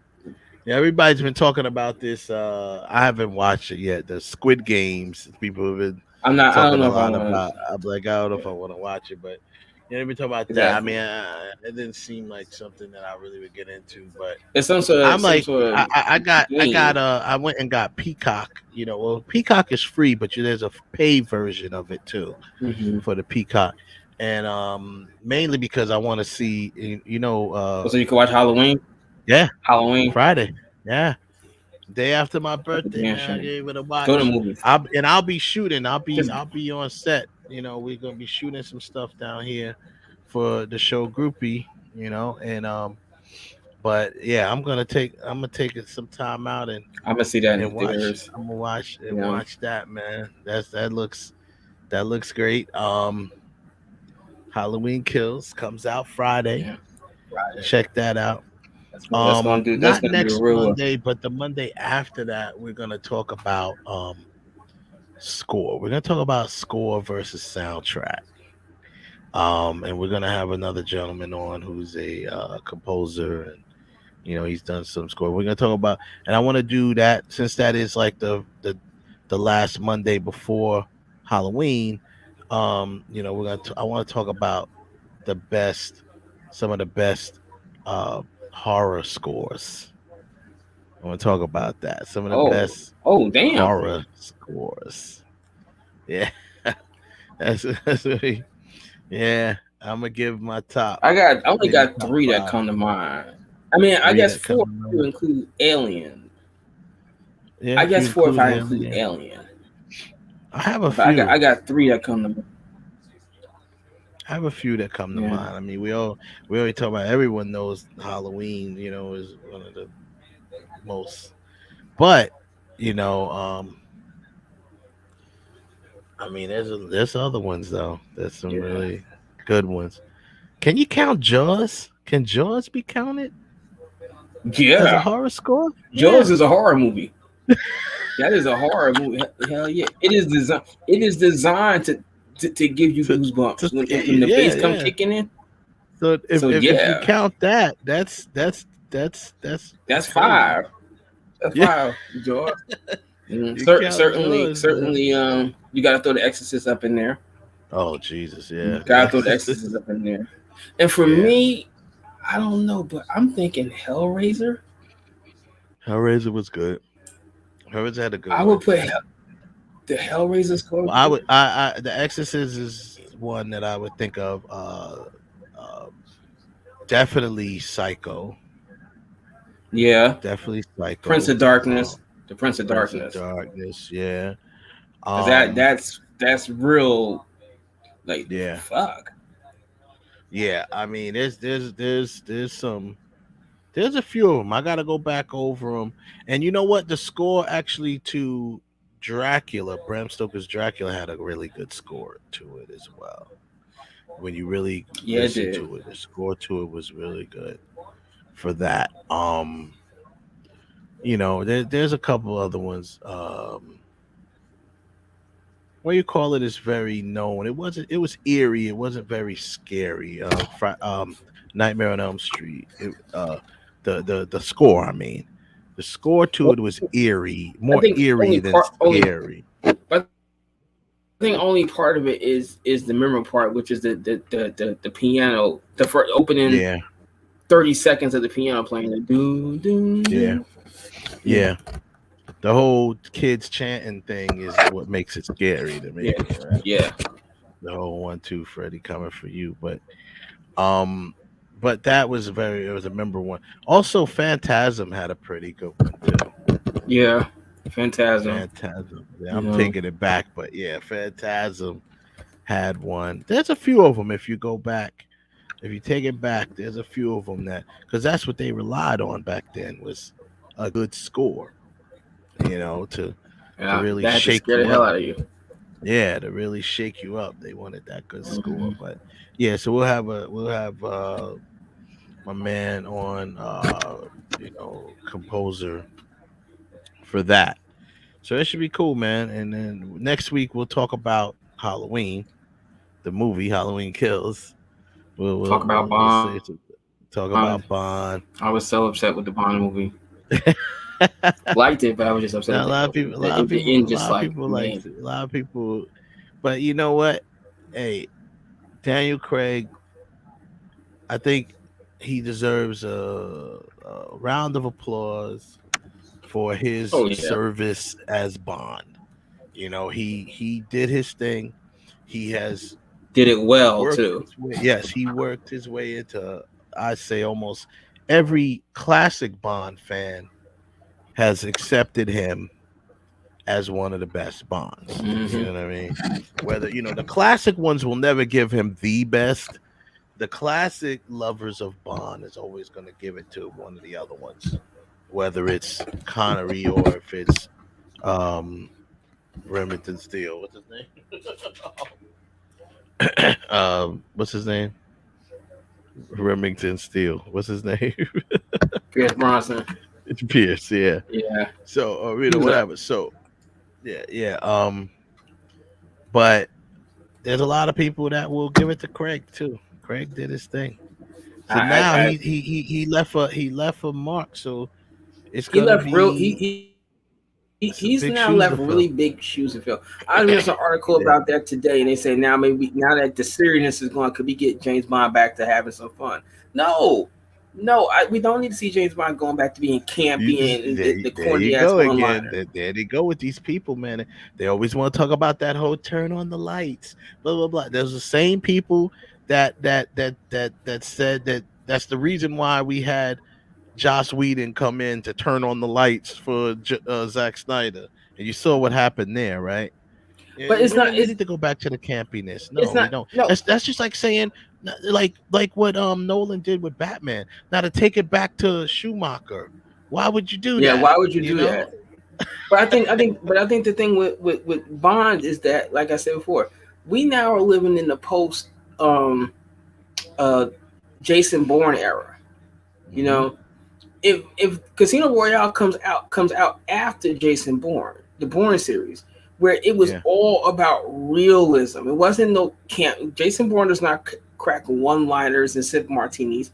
He's just like I can whip your ass and not crack a hmm, sweat. But now you got that real hardness to him. Bond yeah, has to have that hardness to him. You can't. he I, does. I don't want to see him coming in with the invisible gun. And No, no, I don't want to no, I see don't that want to again. see that either. We're I don't want done to see with that. that.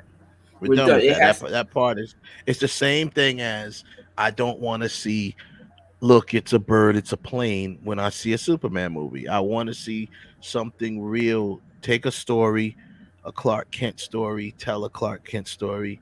That's why I respect Man of Steel. You know what I mean? It's not people I said it watched was that. too dark, too I looked at dark, that too dark. twice.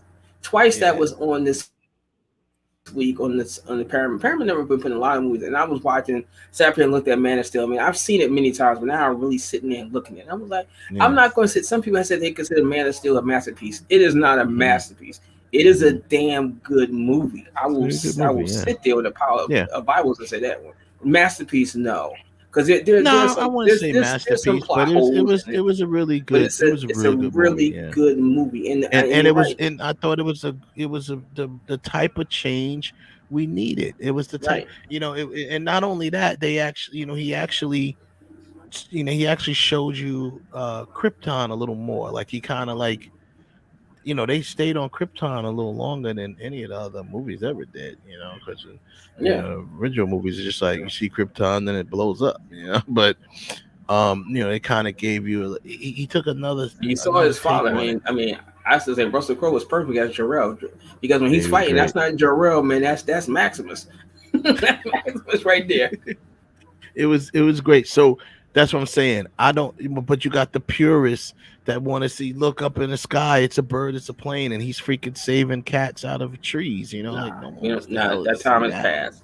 That time has Time's passed. over, man. Like I said, Let it let Batman, you would never Yeah. want to see it going back where he punched my nigga, go whip, ping. No, we don't want. No, we don't need to see that no more.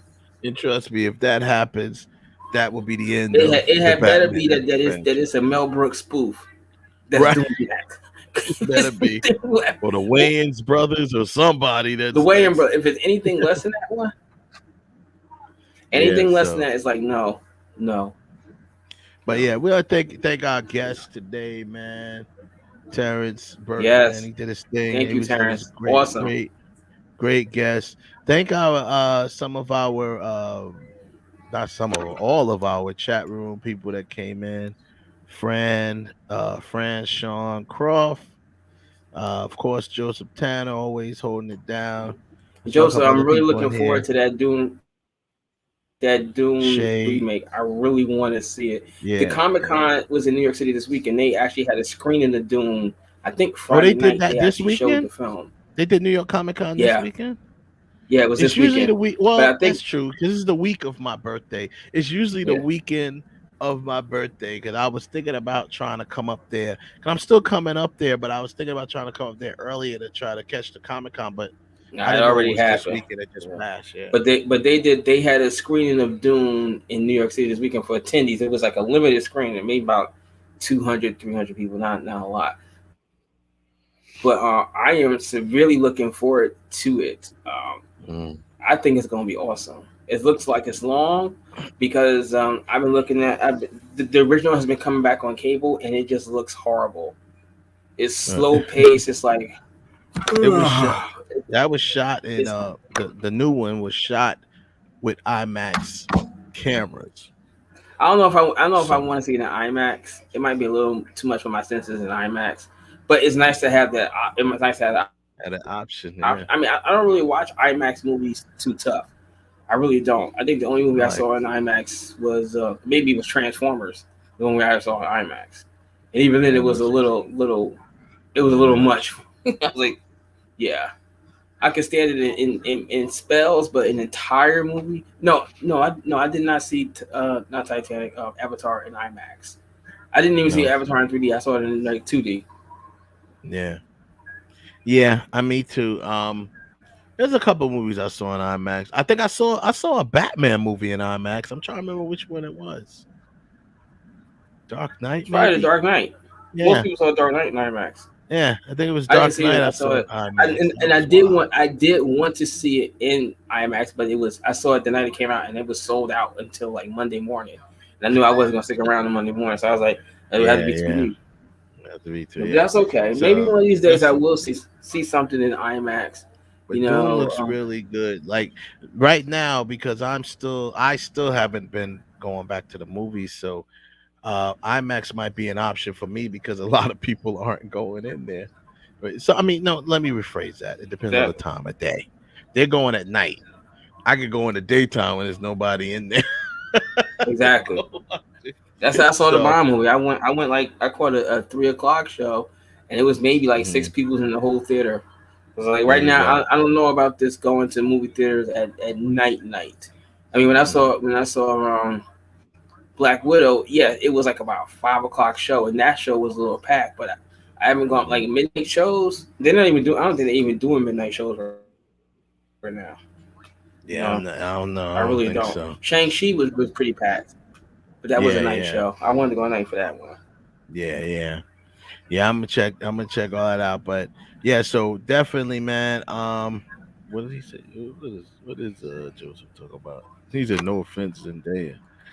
Is she in Dune? She's in Yeah, Dune, she's right? in Dune. Yeah, yeah, yeah. Okay. Well, we're gonna check that out for sure. I wanna check No, that no, one out. believe me, Joseph, you do need a 2021 remake of Dune. If you saw the original one, you are literally bored out of your skull. I'm not even kidding.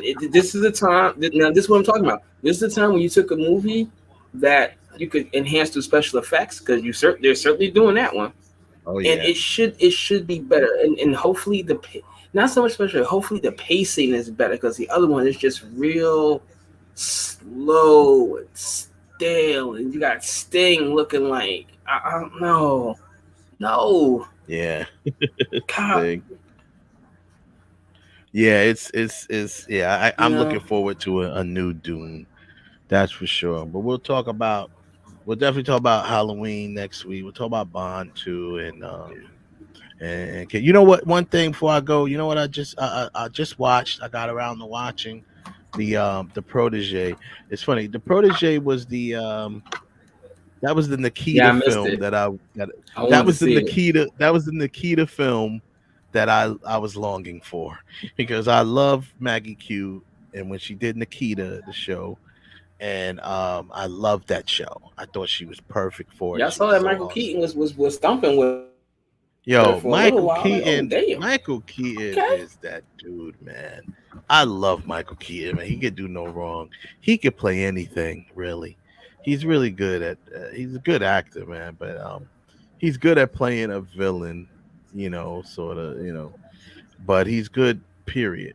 But yeah, I tell you, this was the Nikita film that I've been waiting for. So I finally, I got a chance to watch it and I enjoyed it. I thoroughly enjoyed it. It was cool. Yeah, it was a little like some tropes in there, a little cliche on certain things, but overall it was a fun, it was a good movie. It was good. Yeah.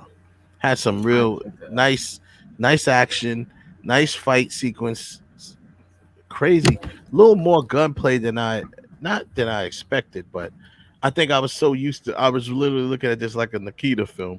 I was looking at her mm-hmm. as Nikita doing a little bit of, she does a lot of martial arts in Nikita stuff and gunplay as well. But yeah, this was cool, man. And Sam Jackson always does his thing. So Mm.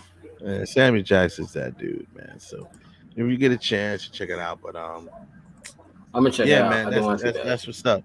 All right, man. So that's it. That's all I got. Thanks everybody. We'll check you next week. Thanks for joining in and listening. Shout out to Terrence. We're gonna, definitely link up with him again and bring him back on when we got some more stuff to talk about. Cause he's definitely a dude that I know I could talk to for hours, what I mean? Because he just got that vibe. We get him on. I want to bring him on just to talk movies, We Mm-hmm. won't talk too much technical stuff, just to talk about movies. Yeah, we'll do that. All right, cool, man. Everybody have a good night. Good night, Stay everybody. safe. Wear your mask. Deuces. Don't do that. Don't be that person. Don't be that guy.